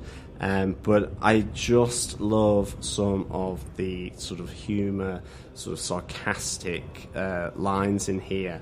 And as I say, it's the all-out fight. It's the good versus evil. Whether it's where Danny Rand's being helped by Heroes for Hire, or that one-on-one with the Steel Serpent Davos against Danny Rand at the end, and of course you have the sacrifice of Orson Randall as well, giving his chi to Danny Rand in order to face off against Davos, and I think it's just a really nice full-on action, I think, and just has this little sort of flashback in there to Orson Randall meeting Wendell in the Himalayas in Tibet, and I think that's what I really like about this. Yeah. Oh, I read this as well, obviously to reread it for the show, and I couldn't agree more. I think to say this is a great action comic is a massive understatement. It was just thrilling from start to finish, and exactly what you say. What impressed me so much is that it's so compact. Yeah. There's so much in here, and it's a single issue. As you say, it has the cast of thousands in there. It's got you're talking about the humour. The two things that, well, the one thing that sticks out for me is the Hydra. I love this whole Hail Hydra meekly, it's used to great effect. Yeah. Some great writing. Again, one thing that just sticks out in my mind is this pure kick-assedness of Colleen Wing. She just dives headfirst into that lift shaft, and then... I love that. Yeah, and then... Yeah, and Luke and Misty are just talking, and like Misty says something like, "This is why I love her, because she's just a badass." She has, because you have Misty going, what she's saying, say Hail Hydra again, and I'll kill you. Just one more fucking time, I think she goes, say it again, and then as Colleen's diving down the lift shaft to try and rescue Jaren, one of the Hydra agents that's got him says, "Hail Hydra." And she says, just make sure you kill him first for me, baby. And it's just like, it's so good. I love all that. And I think David Ayer here, just with the artwork, because the way he portrays Jaren Hogarth, just cowering, wide-eyed. There's one where he's just in the corner, and my eye immediately went to him because the Heroes for Hire have been kind of trying to protect him, but you have this moment where he's back. The artwork's back with Danny Rand, and he goes, "I hope Jaren's not drawn into this as Hydra kind of attack his office." And it's that mixture of the action and the humor, it's a little, it's just really good. And coupled with that artwork, I mean, when I think there's two for me. When Danny gets Randall's chi after his sacrifice, it's just really good, and he's kind of powered up. But then, you have Davos slinking off in a puff of smoke. A lot of really big milestones in this issue as well. As you mentioned, definitely. The death of Orson, Randall, Danny receiving like a power up for all intents and purposes. Exactly. He took a mushroom. Really kick out. Yeah, and the last one at the very end, I guess they revealed the tournament, the seven heavenly cities, seven heavenly cities, yeah, and you've got and you have Mother Crane here, obliquely referenced as well, which is really good. You have the cranes sort of circling around Davos, as he's asking all his sort of fighting ladies to die for him, which is a really nice panel, I think as well. It's just I think really good, and it tees up then for this whole idea of the tournament as well, which I think, in many respects I think this is an essence of Danny Fist and Ayn Rand, this idea of the tournament, and that kind of pathway that you go in order to get the chi, and then you have the tournament, and you've seen this in some of the recent issues where he's dealing the recent Iron Fist run where he's having more tournaments, and I think for me, with Iron Fist, that can, like with Doctor Strange and his origin story, that can sometimes be his downfall, is that they overly rely on that. But it's when it's done freshly, but involved in a storyline that's different. And here it's like exploring this immortal Iron Fist and the different people that have held that mantle. And so it's fresh, even though it's talking about stuff that happens, and has happened many times in Iron Fist runs, and that's what I think is just one of, it's the cleverness of Ed Brubaker and Matt Fraction as writers to do that, and again, I have to. Matt Fraction did Doctor Strange with the Defenders, and that run, which was really good, where sort of Doctor Strange was kind of came across as a little evil, and Ed Brubaker obviously with Daredevil, and they're things that I just, again, read Daredevil by Ed Brubaker, loved it, kind of almost formed the basis of the Marvel Netflix, at least, sort of that outline of it. And then you start reading The Immortal Iron Fist, and you go, oh, it's by the same guy. And then for Gotham TV podcast, we read Gotham Central, which is a completely different way of looking. And it's like, oh, it's Ed Brubaker and so on involved in it. And you just sort of, all of a sudden you have multiple Ed Brubaker stuff or multiple Matt Fraction in your collection. You go, and there's a reason for it, because in this issue, as you say, they've condensed a roll call of Iron Fist people, a roll call of his sort of other world with Heroes for Hire. They've introduced Hydra, and they've made a joke out of them, and it's this all-out fight of good versus evil, and you just like go, that's quality. That's why I'm drawn to this issue when I sort of read The Immortal Iron Fist. It's hard not to, because as you say, it's so well written. I don't know how I guess it's just testament to the great writing that they do. Brubaker I love on Daredevil. He came in just after, I think, the Bendis run from memory, or thereabouts. Yep. And Matt Fraction, he's Hawkeye. Brilliant. Definitely. With so put those two guys together, and what I really wonder is actually with this, and because they are the huge sweeping strokes here. They are creating something new. I believe this tournament for the 7 heavenly cities was never done. This is something new that they've created. It'd be interesting to see the fan reaction to that, and like maybe the Iron Fist purists, what they thought, whether it's like, oh, you know, what are they doing? But it's hard not to love it because it's just so well written. And again, it's something where they take an essence of, you know, this idea of having to prove yourself in a series of challenges, and it's done here with Davos and the Steel Serpent, later with the tournaments with the 7 heavenly cities.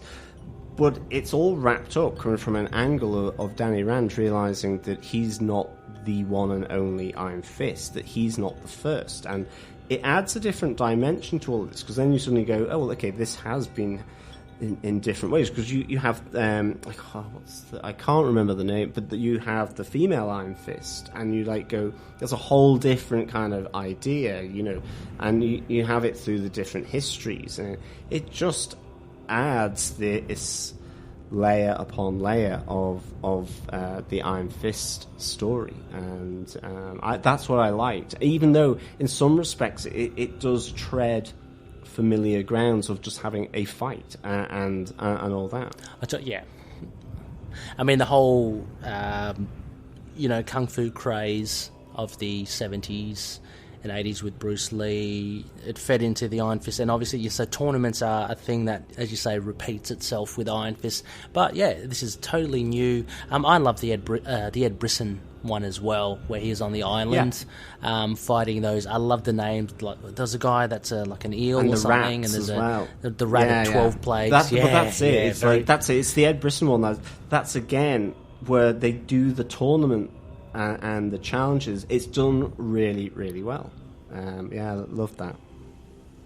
And something that's, as you say, is the essence of Iron Fist, and it's something that he's obligated to, and that's what they make note in this Fraction Brubaker issue and in this whole arc, that it's something that he has to do, and it explains why the other heroes for hire can't help him, because it's a journey that he has to take himself. So, a really top issue there, John. Well, hang about. We are in this monastery. Look who's coming our way. John, it's I think it's Davos. He wears the purple, doesn't he? Never trust someone in purple. Never trust anyone in purple and with a bandana. I think he's on his way here. I think he's sussed us out. Hi, Davos. How are you? Yes? Maybe it was too much to hope that you'd chosen the path of righteousness. Look, we're just passing by. We're doing a review of the Iron Fist. We're big fans of him, not of you. I've never had greater clarity. He's causing trouble, John. Yeah. So, John, just as an aside here, John, I'm thinking maybe you power up your fist and you give him a big wallop. Okay, I'll give him a good old wallop. Or maybe I'll give him a slap, actually. I'll kind of do that theatrical slap across the face. Because he won't expect that, you see. And then I'll knee him in the Goolies and it'll be fine. Okay, obviously he can't hear us now, but let's go with that. So channel your chi, John. Here we go.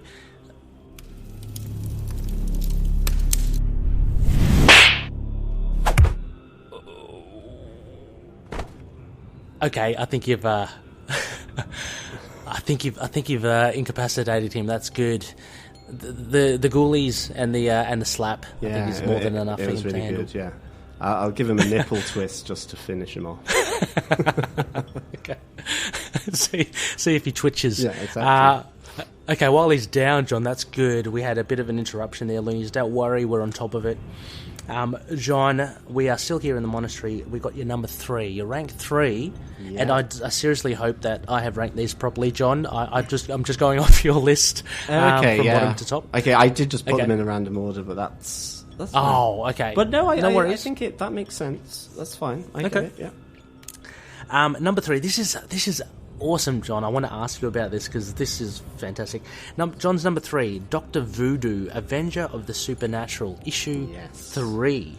So, from the wiki, I believe it doesn't have a title, a subtitle. It's the first story. Yeah. That's what it's called as.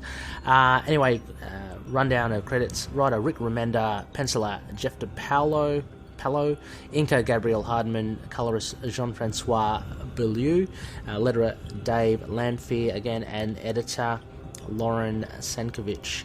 So, John, very interesting. Well, I can see the tie here. Yeah. They're mystical. Yeah. It's... But yeah, why? Take us through this kind of issue and why you chose it. I chose it because ultimately I came to Brother Voodoo through the fact that he took on the Sorcerer Supreme mantle from Doctor Strange, and so here we have Doctor Voodoo, Sorcerer Supreme, and that's really kind of what got me into him, and I just loved it because it felt really fresh. It had so many elements of Doctor Strange in there, but it was, it was Daniel Jericho, Brother Voodoo, and I loved this whole thing. And again, it fed in, Voodoo. It just has that kind of edginess to it that I really enjoyed, and it was linked to, again, another great sort of number of Nightmare and Doctor Doom in here, and you have this new guy taking on the mantle of Stephen Strange, having to deal with that loneliness, except in some ways he's not quite alone because he has his brother in kind of astral sort of spiritual form, always there with him. But it's a blessing and a curse because there is this idea of a voodoo curse having been put on to Daniel, and with his brother dying earlier, that was part of this curse. So it has this classic different take on a guy having to realise that he's this barrier to the darkness for the rest of humanity. It has this different kind of take on this notion that he has been augmenting that curse or that feeling of being cursed because of his own actions, and he's the one that can break away from this. And it's tied into a Nightmare, which also plays really well with respect to reality and non-reality, but having Doom here as well. I mean, when I first read this this whole series and Doom was there, I was just kind of like, oh, this is amazing, because for me, Doom and Strange, I always enjoy these two together, and they brought it in with this new Sorcerer Supreme, and I loved it. And you have Nightmare, classic villain of Doctor Strange. So it at once feels familiar, but is massively fresh, just simply because you have this alternate backstory to the Sorcerer Supreme with Daniel Jericho. And that's why I picked this, because it felt a bit revelatory to me, being a Strange fan, and having Doctor Strange not as Sorcerer Supreme. I was like, what? Like, are you serious? What's going on? Okay. Marvel, have you kind of lost your senses? But again, it's kind of that idea. It's like, well, okay, let's give it a go. And I would actually like to see Brother Voodoo more in the comics. I think he's massively underutilized. I think the other reason why I've picked this as well, it's just a little cameo of a character. He's mainly actually in issue 3, or not mainly, but the cameo of him is primarily in issue 3, and that's the Hood as well. Because towards the end, towards the end, and he just pops in I think 1 or 2 panels in this one. But it's another reason why I kind of picked 4 rather than 3, because it kept the Hood just for that one panel, and that cameo to me is really important in this whole issue, but also for this issue, because I love the Hood. I loved in the Dark Reign series that's when I kind of he came in, and he was ultimately being controlled by Dormammu. And you have I picked up his own, I think it was one of the Marvel Knights or Max Comics, that was done, just entitled The Hood as well. And it was kind of, I was reading it, and I went to go and get it just purely from Dark Reign, and it was by Brian K. Vaughan, and I was like, awesome. Oh, nice. So it's just a little cameo that I kind of wanted to introduce with this talk, because I really like his story, because it's that, you can get lost in the mystical, it can go down a certain route, and I think whenever they bring it back to humanizing them within that, I think it's really good. And I think the Hood has that, I think Doctor Strange has that, and Brother Voodoo has that, and here it's this curse, it's this feeling of helplessness from the when he was younger, with the death of his brother, who now follows him in astral form. But I suppose here as well you get that great moment where Nightmare does sort of pull in Daniel Jericho, that he starts to not see the reality, and his brother has to pull him out of that to realize that he's the one that has to be in control here. He realizes his destiny, and I think you have that a lot. And Doom obviously holding out against Nightmare as well, with some bit of tech. I can't remember exactly what that is, but ultimately you have them teaming up towards the end of this issue, which I like. I always kind of like it when the Sorcerer Supreme teams up with Doctor Doom. Doctor Doom. Yeah. I think I can see why you do like Doctor Doom. The complete marriage between mystical and science is embodied in Doom. Time. So he's a fascinating character. Just as an aside, I think New York Comic Con have released, they're going to do a Marvel Legends Hasbro figure of Doom, and he looks absolutely awesome. He looks really good. So any people collecting action figures, definitely worth a check in. But yeah, I found this. Look, I admittedly know very little of Dr. Voodoo and of the Hood as well. But I found this a quite engaging issue as well. Having said that, I collect a lot of Valiant comics, and I can see a lot of parallels between Dr. Voodoo and Shadow Man, and a little bit of Dr. Mirage as well. So this thing about having a spiritual guide, as well as dealing with lowers, is very much Shadow Man's deal. So this has actually put Dr. Voodoo on my map of interest now, a person of interest. Very cool, and like you say, I really wish that they would use him more. I think he's currently in the Savage Avengers, written by Jerry Duggan. I'm not sure how well he's used in that though, because the potential shown here is really cool. Yeah, definitely. As you say, Nightmare is great. We get Hellstrom, we get Ghost Riders. Yes. As you say, the Red Hood, Doctor Doom. So there's a fair few nice Marvel characters in the mix here. But yeah, I'm going to have to go back and read like the rest of it. I admittedly have only read that issue, John. Yeah. So I was a little lost as to what was going on. I get that. I mean, I think as well there's a great series of panels in this where Nightmare's speaking to Doom, because Doom is holding out against the nightmare or the dream non-reality that he's trying to force on everyone. And it's great because he's walking through this kind of dream area, but there's all the different heroes, and all their issues are playing out. And I think the interesting thing that I saw was Captain America with swastikas on his uniform, and you suddenly think you suddenly go, this feels like a hub of an idea of where he's actually with Hydra. He is you have this idea that he could quite easily be a Captain Swastika as opposed to a Captain America.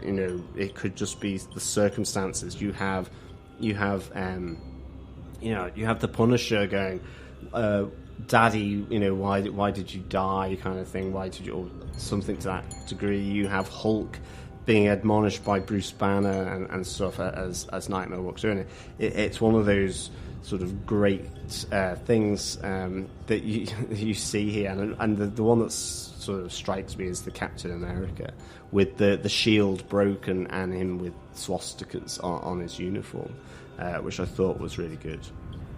Yeah, I think Nightmare's such a really cool villain. I can't wait to see him or her in the was it Multitudes of Madness, the Doctor Strange sequel. That will be very cool indeed. And recently Nightmare's been featured in a lot of current or recent Marvel issues. I know No Road Home, it's the Avengers series that Jim Zub and Mark Waid and Al Ewing wrote.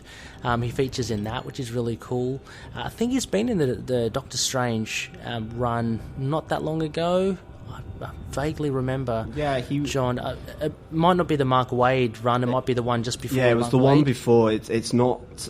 It wasn't with. It wasn't with Mark Waid's run. That was more Donny Cates. Or, yeah, it was Donny Cates. It was the Donny Cates one. And with.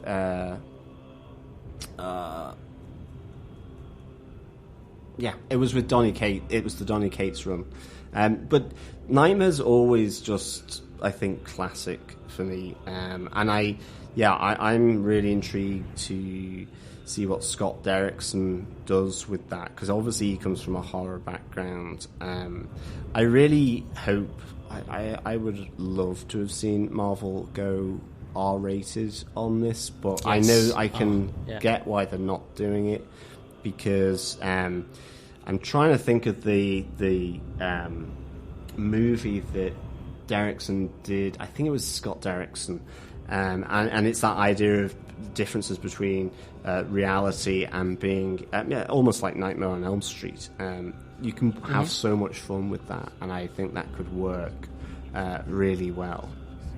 Yeah, I hope that he does take Nightmare, like the character, seriously, because I have seen instances where Nightmare is kind of comical. Yeah. I mean, like, kind of seen as... because he's very powerful in the Nightmare realm, but outside of it, apparently he's not that powerful, and so he becomes quite a bit of an easy beat, but I'm hoping that he gets portrayed well in the movie. I mean, he's the classic magician. Is that if his illusion is broken, then he loses his power. He has to have that illusion, because his strength is drawn from other people's weaknesses and hang-ups, and because that weakens them. I mean, that's how I've always understood Nightmare, is that he preys on your own weaknesses, and in a sense he himself is not particularly strong, and his armies are probably those that have fallen completely into that state. But he doesn't always come across as the most powerful. It has to be on his terms, though. That's the skill of him. He has to generate that situation where you never see that you've crossed into the Nightmare realm, which is what I like about him. He has to work hard for his evil. He's got a bit of elbow grease. Yeah, He's exactly. actually got to make an effort. You like to see that with your villains. You don't want to see them just lounging around, lardy-dying. Exactly. What do you think of John? There was a fan casting, I think, by Boss Logic for Nightmare, and I was very excited about it. Eva Green as Nightmare. It would be awesome. Yeah, she would be awesome in it. Absolutely. She is. Yeah, she's phenomenal, and I would love to see her. The other one was Matt Smith, actually, one of the Doctor Who's. And really? Okay. Yeah. I've seen that, and I could, certainly from a pure visual, I could see him play or look the part, and I think he could probably do evil pretty well, because even though the Terminator, what was it, Terminator... that he was in, I can't remember now, because I kind of switched. Was he? Okay. Yeah, it was one of the recent ones, not the last one, the one before, I think. And he was Skynet, and he kind of did evil pretty well in that. In fact, I would say that was the best thing about that movie. So I could see he could be quite good. Yeah, and Eva Green, definitely. I would see her in anything, to be honest. Any movie. Yeah, no, she's great. I only know her predominantly from Penny Dreadful and the James Bond film, but I know she's been in other movies I haven't really caught up on yet.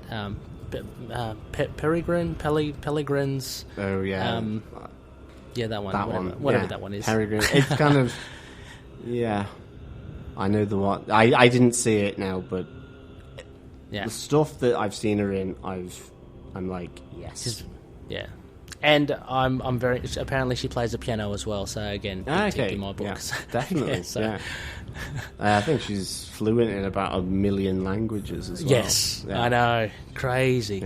Yeah. Can you speak another language, John? Or? Not very well. I've got some German. I've got some French. But which is kind of useful here in Switzerland because they have German and French. And they'll speak English, so I can speak 3 languages just to get a sentence out if I need to, and they'll kind of be happy with that. Yeah, excellent.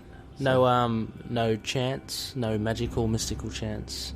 Dormammu. I think I do that when Resurrections.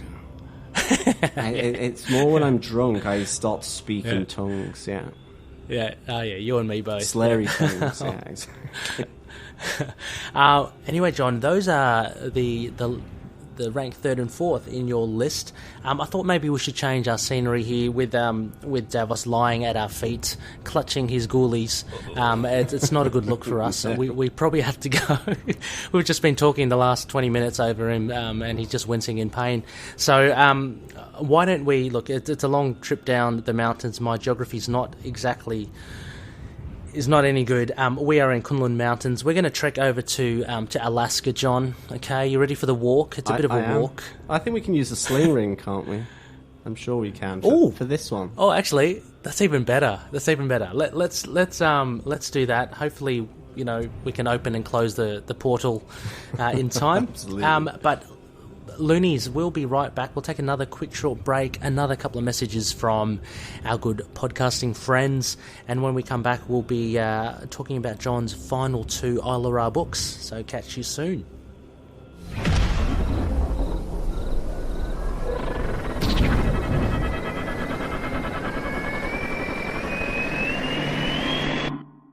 Hi, this is Dave. And I'm Stu, and we're from the Signal of Doom. We're proud members of the Collective, and you're listening to Into the Night, a Moon Knight podcast.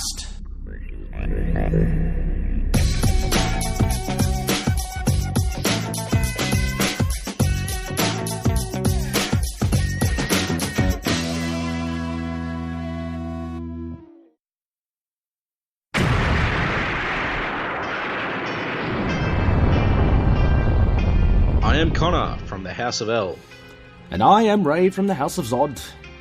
We are 2 of the many survivors of Krypton's destruction, and we have made our home in Australia, and dare I say, have become Australians, for better or worse. But we have also decided to read Superman comics, read Superman books, watch Superman shows, cartoons, movies, basically everything Superman, and from an Australian perspective as well. Whether you're a seasoned fan, like me, or whether you are coming in fresh, wide-eyed and wanting to learn more like me, then this podcast is for you. Join us for our bi-weekly adventures available on all good podcast catchers. So just search for Last Sons of Krypton, a Superman podcast. We'll be coming to you from Australia or some cosmic dimension, wherever we are that week. Up, and away.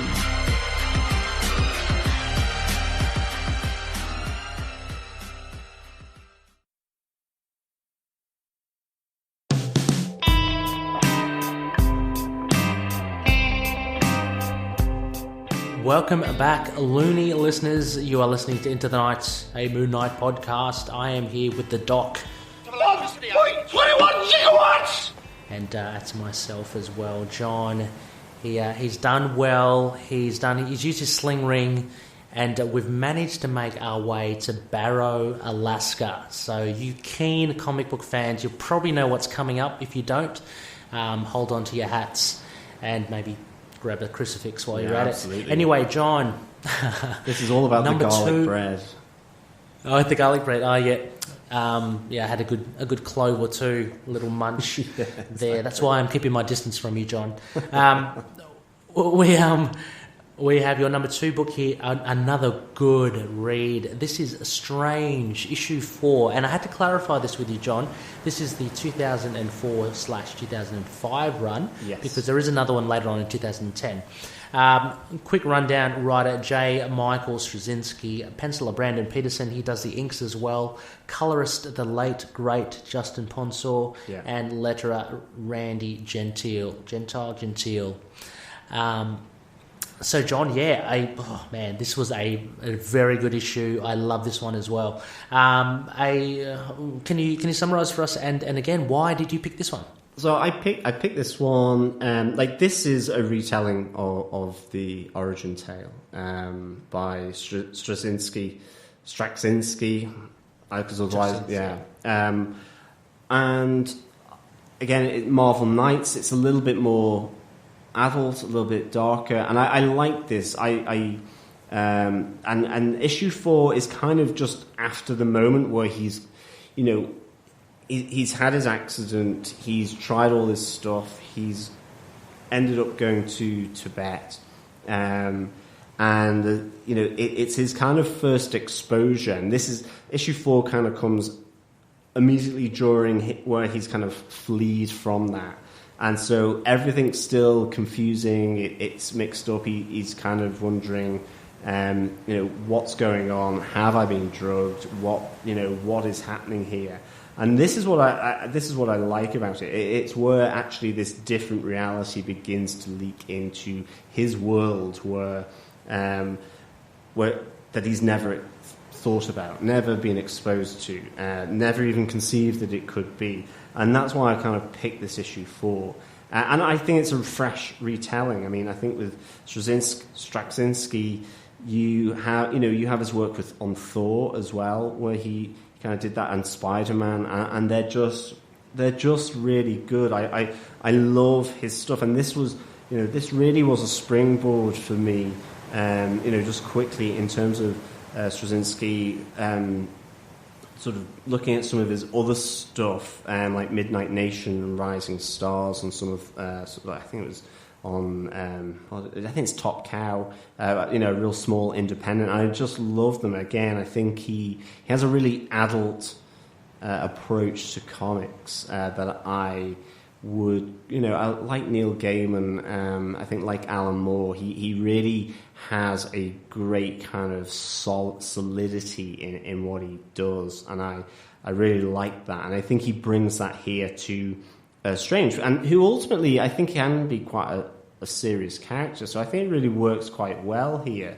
But the story is, or issue 4, is that Stephen's on the cusp of what he's ultimately going to become. He's gone through this doorway and he's seeing all these monsters.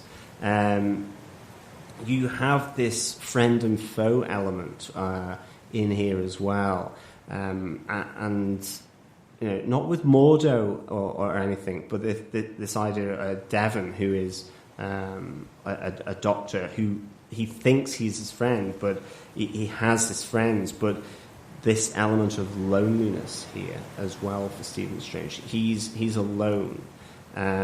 He's on his own, but he's also not. He has Devon, and then there's also it's Clay here, who's been watching him, protecting him all the way through from when the Ancient One identified that he was something special. But he has to come to that point on his own. He has to take that leap for himself, and I think so. You have this sudden turnaround where people who aren't that bothered. I love this in here where Clay's like, "Yeah, I'm protecting you, but I don't actually think you're anyone particularly special." Yes. I love that. That's great. Yeah. And the person who kind of has always been there for him turns out to be his foe. With has the fiery head sort of emerging on there, and I love that aspect, because I think here you get this moment right at the end of the issue where you have Devon walking out after sort of finally revealing himself to Stephen Strange, but also having a fight with Clay, who's protecting him, where you can see that he's looking to bring Stephen actually in to his world, his influence, that he's the chosen one for the dark side of the dimension, so to speak. And I think that's really good. I think that's certainly it's very different from the origin where, well, not very different, but I mean the subtlety there is that he's not simply going to be destroyed because his pathway is to replace the Ancient One. It's that they're looking to turn, and I think that's what I really like here. And yeah, that's what I like about this. It's that mixture of Stephen on the cusp and him having to deal with his kind of lack of social skills a bit, really. You know, people who maybe presume to be his friend, this isolation and the idea of having to become that as the Sorcerer Supreme as well. I think is great. I love it, and I think the artwork here is just amazing as well. With Peterson's artist and work here on that, as well as with the pencilers and the inkers. It's just, I think it has some of the classic stuff that you would, if you've never known Stephen Strange, I think it adds to Ditko's stuff, actually. I think, and I would say it forms, with the first Doctor Strange movie, the Dark Dimension is taken from Ditko. The kind of the symbols that form as he does his chants and casts his spells, I think it comes from this. Where certainly, I think it's either the next issue or issue 6 where that's on the cover. So it really adds to his origin, and what's not to like. It is a very good. Look, the first thing you mentioned was the art. Brandon Peterson. From memory, I think I've come across Brandon Peterson's art before, but I haven't been as impressed as I have with this run. His work here, I was really pleasantly surprised. Actually, going into it, I had heard of his name. I was like, okay, well, it's going to be a decently drawn thing, but one of the standouts for me would be the art here. And as you say, Straczynski's writing, okay, for me, he's such an easy read, and I mean that in the best possible way. Agreed.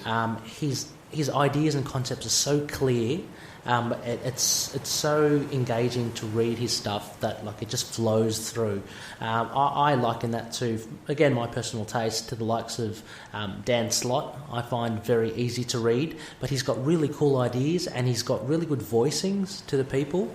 And I find Straczynski does this as well here. Absolutely. The characters are very well fleshed out. Yeah. And again, as I said, the concept is very simple and it's very clear. This is kind of good and bad. I love this Clay and Devon thing, and what you reveal there about the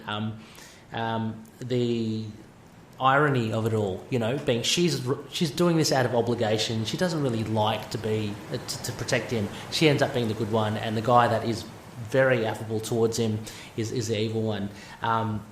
This was a very easy read for me, but very entertaining. Yeah, and I mean, I think it is the artwork. I think you have that classic image of the Ancient One as the nexus between keeping the dark dimension and those dimensions looking to provide harm on the Earth. You have that classic image. It's so nicely done, and just the fight between Devon and Clay as it interchanges between what Stephen Strange is effectively seeing, or what we would class as the normal, as they're in their normal clothes, and then them as their dimensional beings.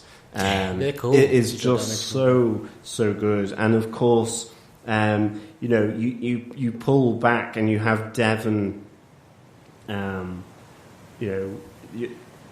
speaking with some guy who's got all these scratches, and it's all fairly horrible looking. And he's seeing this guy with a fiery head, which later in this issue, is Devon, and I kind of would term it Spider-Man, where you just have the guy turning. He's describing how he sees spiders everywhere. He's trying to scratch them off, and as they try and consume him, you've just got this image of him covered in spiders. So. I find it just the artwork is great, and I agree with you totally about Straczynski's writing. I think it's so clear.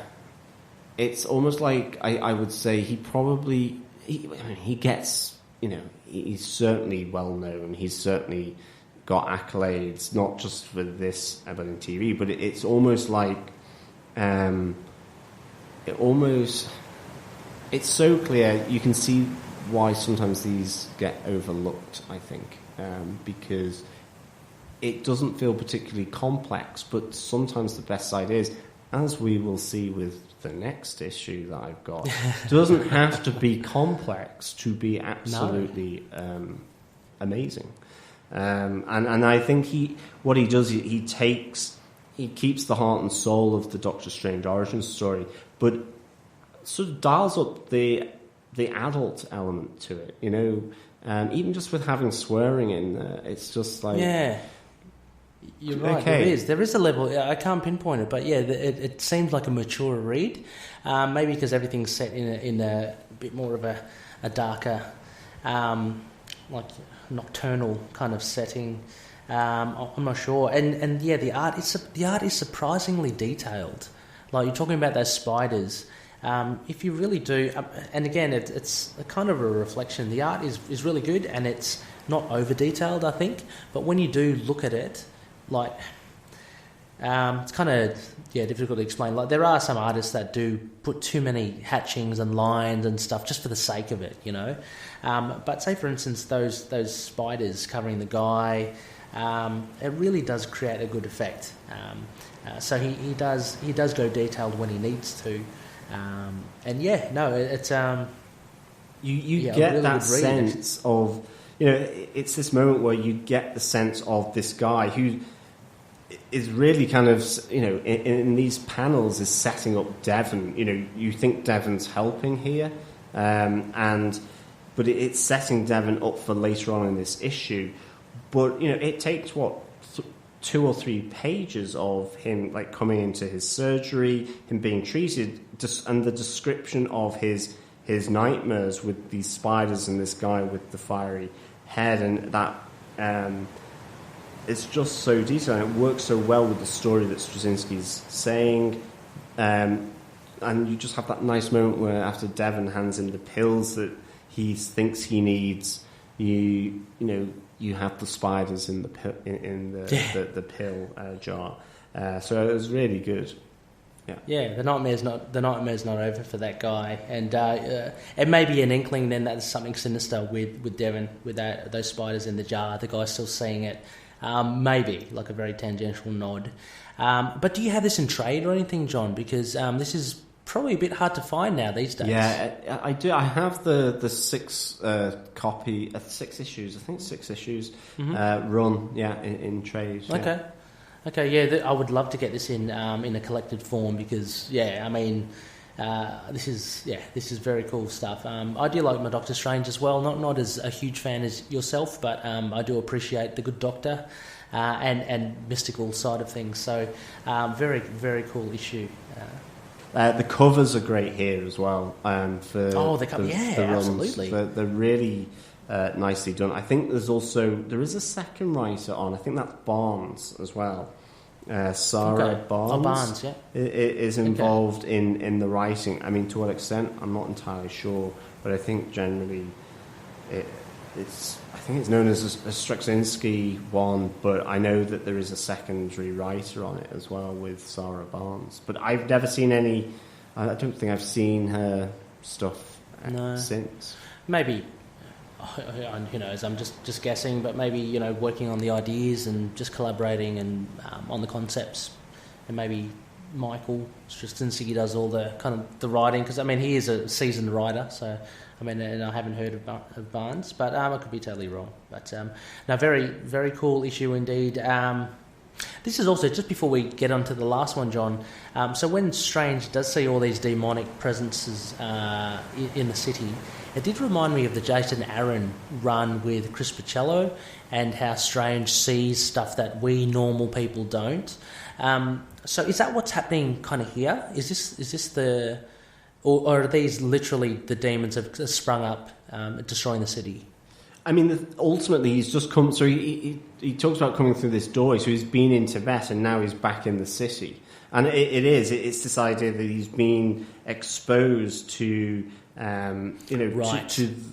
to the fact and idea of different dimensions and the powers that they have.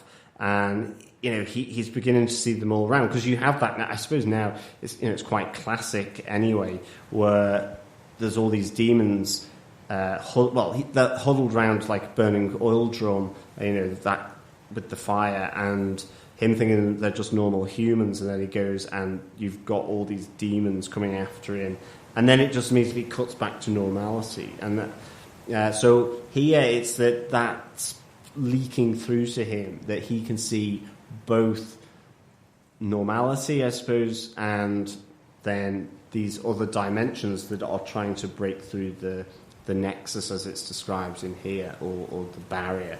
And I think in that fight between Clay and Devon, it's that he's seeing both of those at the same time, and I just think that's translated so nicely on the page by Peterson, definitely. Mm-hmm, mm-hmm. And sorry, just one other final thing, John, before we jump. Just a question: do you read or collect a lot of the Man-Thing as well? No, I don't really. No. Okay. Because you mentioned Nexus and Nexus of all realities is a very mystical. I think he's like a gateway or something. Yeah, I don't get any of the specific ones but I know who you're talking about on that for sure. I think to be honest, I just have a problem keeping up these days now with. Yeah, of course, absolutely. Strange. It is hard. As again, we're sport for choice, so there's just too much out there. But yeah, I've started to get a little curious about the Man-Thing. So I've heard there's some really. Steve Gerber does a lot of good classic Man-Thing. Anyway, I forgot to mention Loonies. We are in Alaska. We are in you can probably hear the bit of an echo in our voice. We are in in like a cabin. It has gone to below freezing outside, but John, I did hear some noises out there. Let me just lock the door. Yeah. Okay. I think we should. Actually. I think you need to lock the door really quickly. I think so. Yeah, we're talking about horror movies and such. Number one coming in here, John, as your final Isla Ra books. We have 30 Days of Night, issue 1, and this was written by Steve Niles, art by Ben Templesmith, letters and design by Robbie Robin. Very much a vampire horror comic. Yeah. So John, please take us through this, and again, why does this one instill fear and into your heart? So, this is the first issue. It's setting the scene. It's building up that tension that any good horror does. And I think it does it so well with respect to just the story and the artwork. I mean, I think the artwork just, for me, I love it. Absolutely love very it. Different from Brandon Peterson. Yeah. Ben Templesmith is, for me, just one of my favourite comic book artists. I love his stuff. I have had the chance to meet him at New York Comic Con, which was just amazing. And you see what he has done in the DC world with Gotham After Midnight, and just how he can portray Batman in just only the way he can, which makes him look really creepy, I think is like phenomenal. So it's setting the scene, and it sets the scene really nicely, building up to this kind of first encounter. It provides the intrigue. You've got the story centered on, as you say, this small town called Barrow in Alaska, high up in the north of the North America. You have strange things going on whilst they move from permanent light into permanent darkness. So it's the last few moments of the sun for 30 days until it starts to rise again. Hence the obviously the title then.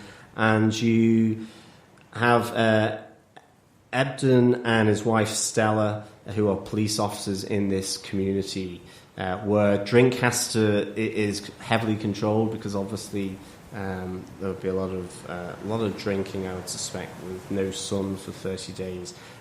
You've got all the cell phones that have been burnt, and we have a quick offshoot to New Orleans as well.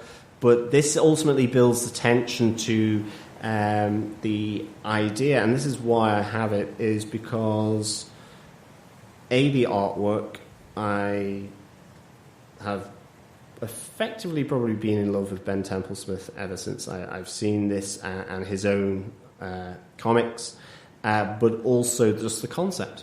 It is so simple and so good, and it's that sort of eureka moment which goes, why hasn't anyone thought of this previously?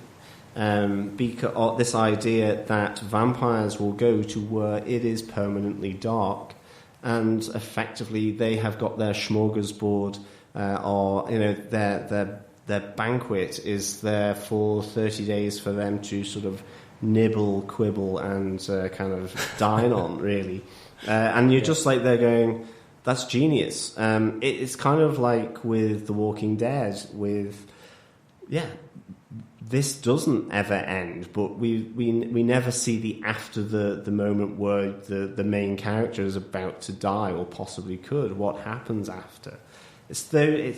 And this is why I've picked it. It also feeds massively into my horror addiction, and that's really why I've picked this. I mean, I think the opening page with that snow blizzard that Templesmith... I mean, the artwork actually does slightly disorientate you as well, because it's so fuzzy in a way. It's dark and fuzzy, but then you really know when someone's died, because you suddenly get this bright red on the page. And again, as the tension ratchets up for Ebden and his wife Stella, the guy who's in charge of the local sort of electrical generator is killed as this vampire horde led by Marlowe and the sort of what's the vampire's name? Vincent? Yeah, Vincent. Yeah, no, it's like Vincent or Vincenti or something. Oh, Vincenti, yeah. Then arrive to take on their sort of their meal for the next 30 days in Barrow. And yeah, you have unfortunate guy, his head on a pole, as they've kind of... Yeah, no, you shouldn't. Yeah, it is. But the great thing is that Steve Niles' writing in the lead up to that is that, he says, I ran. If I hadn't ran from wherever he was from, I think it was New York, he would have killed himself. And he just kept on running, and he ran to Barrow where he could be alone, and they've accepted him. And it's this really positive story. And then, you get the square box at the top where it goes, his luck runs out tonight, as, he's kind of tackling these vampires, saying, why are you in the generator room? All the time with... then you're sort of flashing back to Ebden and Stella, who are trying to just deal with all this kind of weirdness that's going on, like the cell phones being burnt, and there's reports. So they're trying to follow up. They know that this darkness is coming, and this is a bit of a crazy time for people. But they think it's just kind of that. They think it's kind of kids having a laugh or something. Yeah. And that they get this really weird guy, and they incarcerate him. I mean, that's a bit freaky as well. Yeah, exactly. He's not totally 100%. And he kind of lashes out, and things kind of go pear-shaped shortly after that. But yeah, it is very freaky. The art is has got the lion's share of the reason why this thing is a bit offsetting. Is offset. What does he call it? Unsettling. Yeah, so unsettling. Yeah. Sorry, John, I interrupted you. No. I think it is. The artwork is really unsettling, and Templesmith's art is always kind of a bit like that, I think. But then, weirdly, the faces of the people here pop because they're almost like neatly drawn to some extent. I think some of them almost even look photographic, and whether there's an element like it's really nicely done. I think as well in this build-up, all this craziness is going on, and you have this amazing kind of sunset scene where Ebden and Stella just try and sort of steal 5 minutes to see, or 30 minutes just to see, the sun go for the final time until the next 30 days are over. And I think that's it. It's like within this build-up of tension, you just have these fairly personal, private moments. One between Ebden and his wife Stella, but then also just with the guy who's looking after the electrical substation for the town. During that,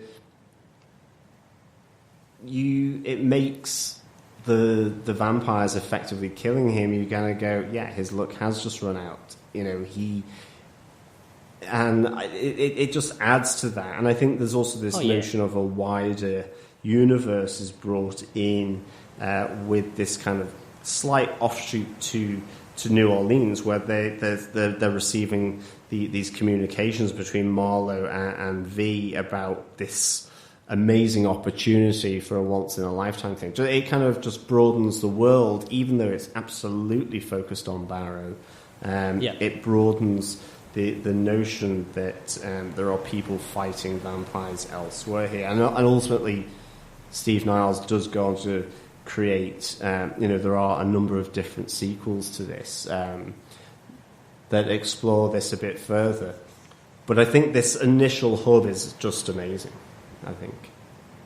I mean, I was wondering about the New Orleans thing because it was quite fleeting for me. I actually went ahead and read the rest of the run, so beyond issue 1, but I do have a note here, I think, that you placed in there, John, of where issue 1 ends. But having read ahead, is it Taylor who goes in the chopper looking for the vampires from New Orleans? He doesn't really last that long. No spoilers, but okay. So I understand. I didn't realise there were more of this later on, and so Stephen Niles is building a universe here. But a very simple concept, as you say.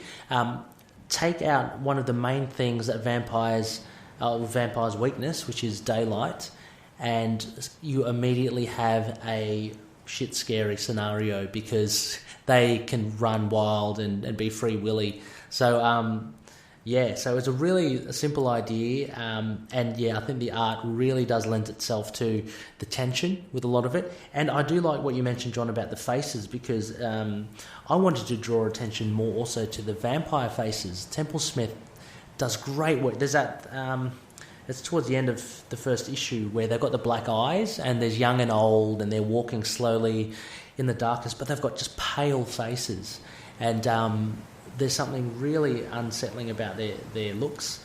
Having said that, also as well, the normal humans, the civilians, they can be portrayed, as you say, very, very photo-like. But a lot of it some of it's quite stylized as well. Definitely, A lot of with Eben and Stella. So a very distinct style from Templesmith. But you get locked into the style almost immediately. Like, I remember when I first opened it, it's like, oh, this art's a bit strange, but you get drawn into it. Yeah, exactly. And I think as well, it's the force of a simple concept, an idea that is carried through. And I think it's, it's having the moments, the fact that you have this fleeting moment where Ebdon and Stella try and watch the sun go down, just 30 minutes from their break as being sheriffs of this town. And again, spoiler, I suppose, but at the end where you have Ebdon as the sun comes up, effectively, and what happens there, where because he's been bitten by a vampire, so to stop himself changing, and as he turns to ash, and you just think that there's a nice symmetry there. But I think it's the force of the concept. It's kind of like I can't remember the name of. Hang on. Damn, we've packed them.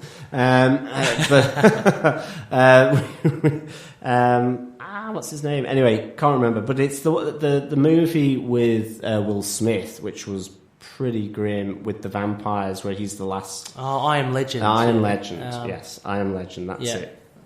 And again, it's just that great. The force of the idea of 30 Days of Night just is great for me, and that's why I've picked it. It's horror. The art is fantastic. I think it all just comes together for me, and I think, like with I Am Legend, that sort of concept where it's actually the humans that are legend now, not the vampires, because he's the only one left, and that switch around. And here you have the switch around where actually vampires don't need to worry about the sun turning them to ash, because they're going to a place where it's dark for 30 days. I think it's really good. I mean, for me as well, like Ben Templesmith, he's Australian. He's an Australian guy. Oh, okay. Yeah. I didn't know. And like he is macabre as well. Like he did Wormwood Gentleman Corpse, which is really good. Wormwood the movie? Sorry? He did. Was it Wormwood the movie? Wormwood the movie? Gentleman Corpse. Oh. Yeah, as a graphic novel. Okay. And he has 2 other books in that. One is called It Only Hurts When I Pee, and Calamari Rising, and it's all kind of around this squid based. Awesome. Yeah, really good. Welcome to Hoxford is really good again. Okay. And yeah, then he did Gotham by Midnight, which was pretty. Just his whole thing there with the DC world was pretty good. But it's his artwork. It's absolutely his artwork because it's so distinctive, I think. And I mean, this brought Steve Niles, Ben Templesmith probably to the prominence that they got from this graphic novel. I read the wiki, and that they said that as well, that this was kind of the springboard for their careers. So, I know the movie was made of this as well. So, was it any good? I liked it. Yeah, didn't it? Yeah. Okay. No, it was I heard it was good. No, it was. I enjoyed it. I mean, I think I liked it. I thought it was pretty faithful. In fact, actually, with having brought this on. I was only saying to Derek, I wouldn't mind watching that movie again because I think they do it pretty well. And there's some fantastic shots in that movie as well. I think the one where the vampires are just pulling the residents out of their houses and the snow turning blood red, and it's just doing it from overhead is just really, really good. I think the director as well, and so this is the weird thing I was talking about. You pick artists, or you pick the sort of look of the art, and then all of a sudden you find you have the same writer. So this was done. What's his name? Blade, and he was involved in Hannibal with directing. He was sort of executive producer and that on Hannibal, and he did the movie here. 30 Days of Night. Oh, right. Okay. I can't remember for the life of me who it was. I know Blade 2 was... No, wasn't that Guillermo del Toro? No, it's not Blade... Oh. As in the comic book. The guy who did 30 Days of Night, the movie, who directed it, did Hannibal, was involved in Hannibal and did a number of directing, and I think was on as executive producer. And he also did another great horror movie as well. But it's amazing how that kind of all sort of plays out, really, I think. All right, well, if you can just check your phone while you're doing that, John, I'm just going to have a little peer out the window because there's some scratching happening outside. There's a bit of a snowstorm starting, but I don't think we're alone here, John. Oh no! I hear some creaks above. Just looking out the window now, there's a couple of people slowly coming towards us. I'm not vamping for time at all. I'm just just having a look out the window. I'll make sure the doors are locked. Yes, they are. Or maybe I'll call the police whilst I'm on the phone. Or maybe Van Helsing or something like that. Possibly. So David Slade, he did Hard Candy, which was... that was kind of one of the breakouts for Ellen Page and Patrick Wilson. He did the Bandersnatch as well, which was I've heard of that. I haven't seen it. Black Mirror. Okay. And he was involved with American Gods and Hannibal as well. So again, American Gods being the book from Neil Gaiman. So he's worked with Brian Fuller quite a lot as well, I think. But it's amazing how that kind of all... Hannibal, great. Kind of drawn to the same creators. Yeah. No, that's good. That's good. I mean, you obviously have a taste. So, I need to watch more romance movies, I think. I've just realised how pigeonholed I am. But no, I have heard really good things about 30. I remember actually when it came out, and I was meaning to see it in the cinemas, and people were saying, it's pretty decent, rather than the usual, it was crap. So that made me okay. Well, this has got to be good. So I'll have to catch up on it. But very cool graphic novel there, John. And anyone. Even if you don't like horror, I reckon you should just give it a go. As you said, very simple concept. The art itself is something to behold. Yeah, so, definitely. Really good. Yeah. Well, John, that rounds off the 4 books for your Isla Ra. Thank you so much for taking the time and also for letting us know a bit more about you. It's been very enlightening. Thank you so much for having me. It's been really good actually to discuss this because I suppose things I haven't particularly known about myself either, I suppose, get a little drawn out here. Yes, as I say, I need to sort of read some more fluffy novels. Maybe I need to watch Bridget Jones when I finish this and 4 Weddings and a Funeral. Definitely do, or catch the series of The Bachelor or The Bachelorette. Maybe not actually. In reality, I like Survivor. That's pretty good. Okay. Actually, I've watched Australian Survivor for the first time recently, and that was pretty. Is it good? It's pretty good. Yeah, I like it. Yeah. Okay. I'm not I haven't watched many Survivor or any Survivor series. We're currently watching Bride and Prejudice. Have you heard of that? Bride and No. Quality TV. It's 5 couples who are wanting to get married, but one of their parents is totally opposed to it. So it's a bit of marriage therapy, counselling. It's ripping, So Loonies, this is what I do when I'm not reading comics. So highly recommend it. Yeah, okay. No, I've not seen that. At the moment we've got Great British Bake Off, which is that's fairly fluffy actually. But it's also massively sexually charged and tense. So that kind of they're talking about soggy bottoms, and I mean whatever happened on episode 2. I'm surprised it got past the censor, to be honest. Really? Someone I'm gonna watch it now. Doing something pretty erotic with a bit of fondue icing, and then then Survivor, Amazing Race, that kind of stuff. Okay. And then reading comic books. I'm definitely going to pick out the Penny Dreadful ones though, because I'm going to take up your baton there actually, cool. And go. Okay, let's see how this links in with the TV and so on. Because I mean, I've just never really done that, to be honest. So I'm going to take up that baton. Well, let's. I'll say I'll pick up as well, and we can exchange notes and see how it fares. Yeah. Okay. Cool. Deal. Excellent. Okay, Loonies.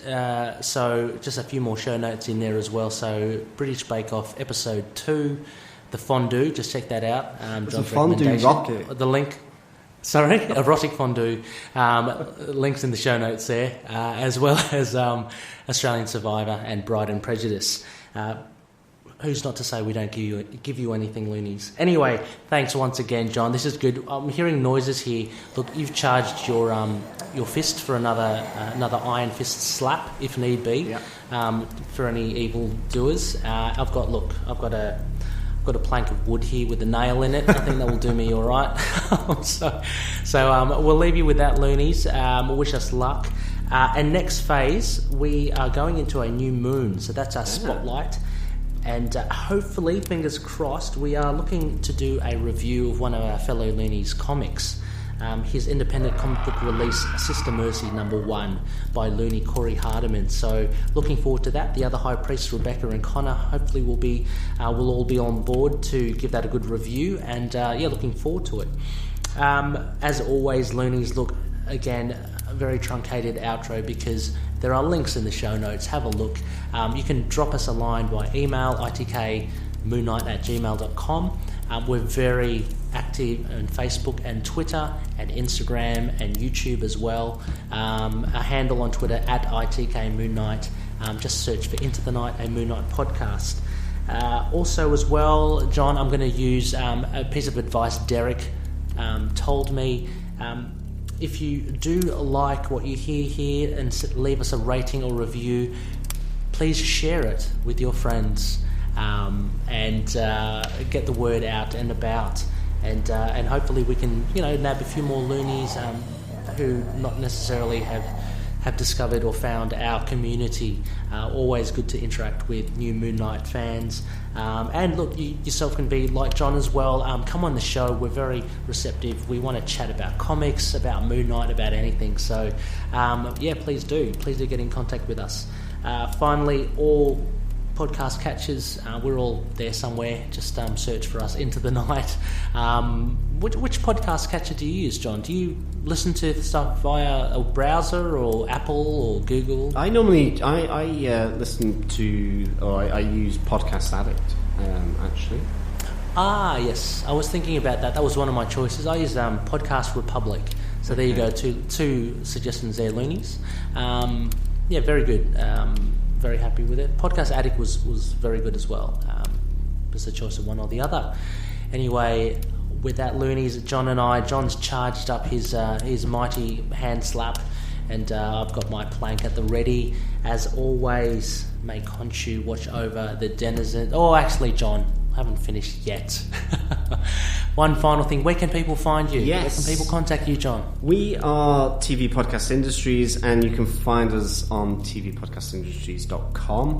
We are on Twitter, we are on Facebook as well, and Instagram, so please just search for TV Podcast Industries. Our next actually big show is The Watchmen on Amazon Prime, which will be really interesting because obviously we've done The Boys previously, that was also kind of, I think has a Watchmen element to it as well. So it'll be interesting to see the difference between those.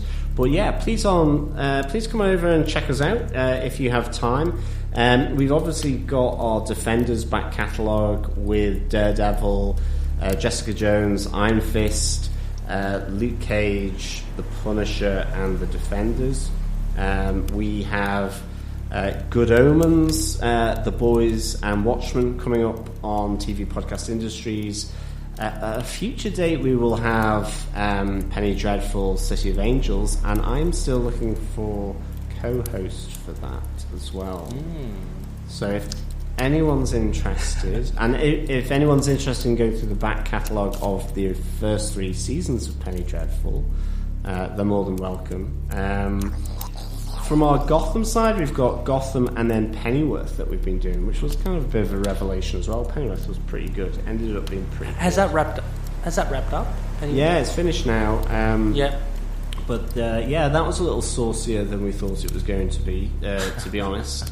So yeah, wasn't expecting quite as many bondage stuff in that than what we got, but there we go.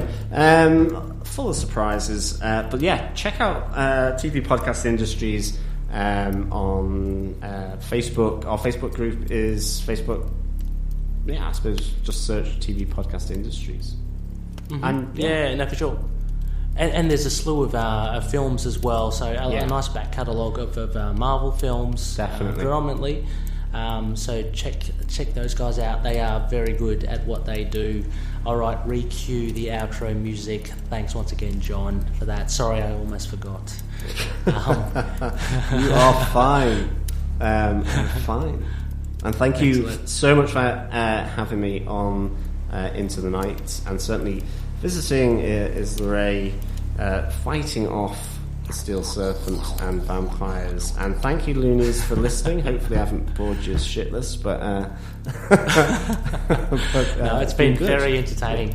Very, very fun chat. Thank you, John. And as always, may Conchi watch over the denizens of the night. See you later.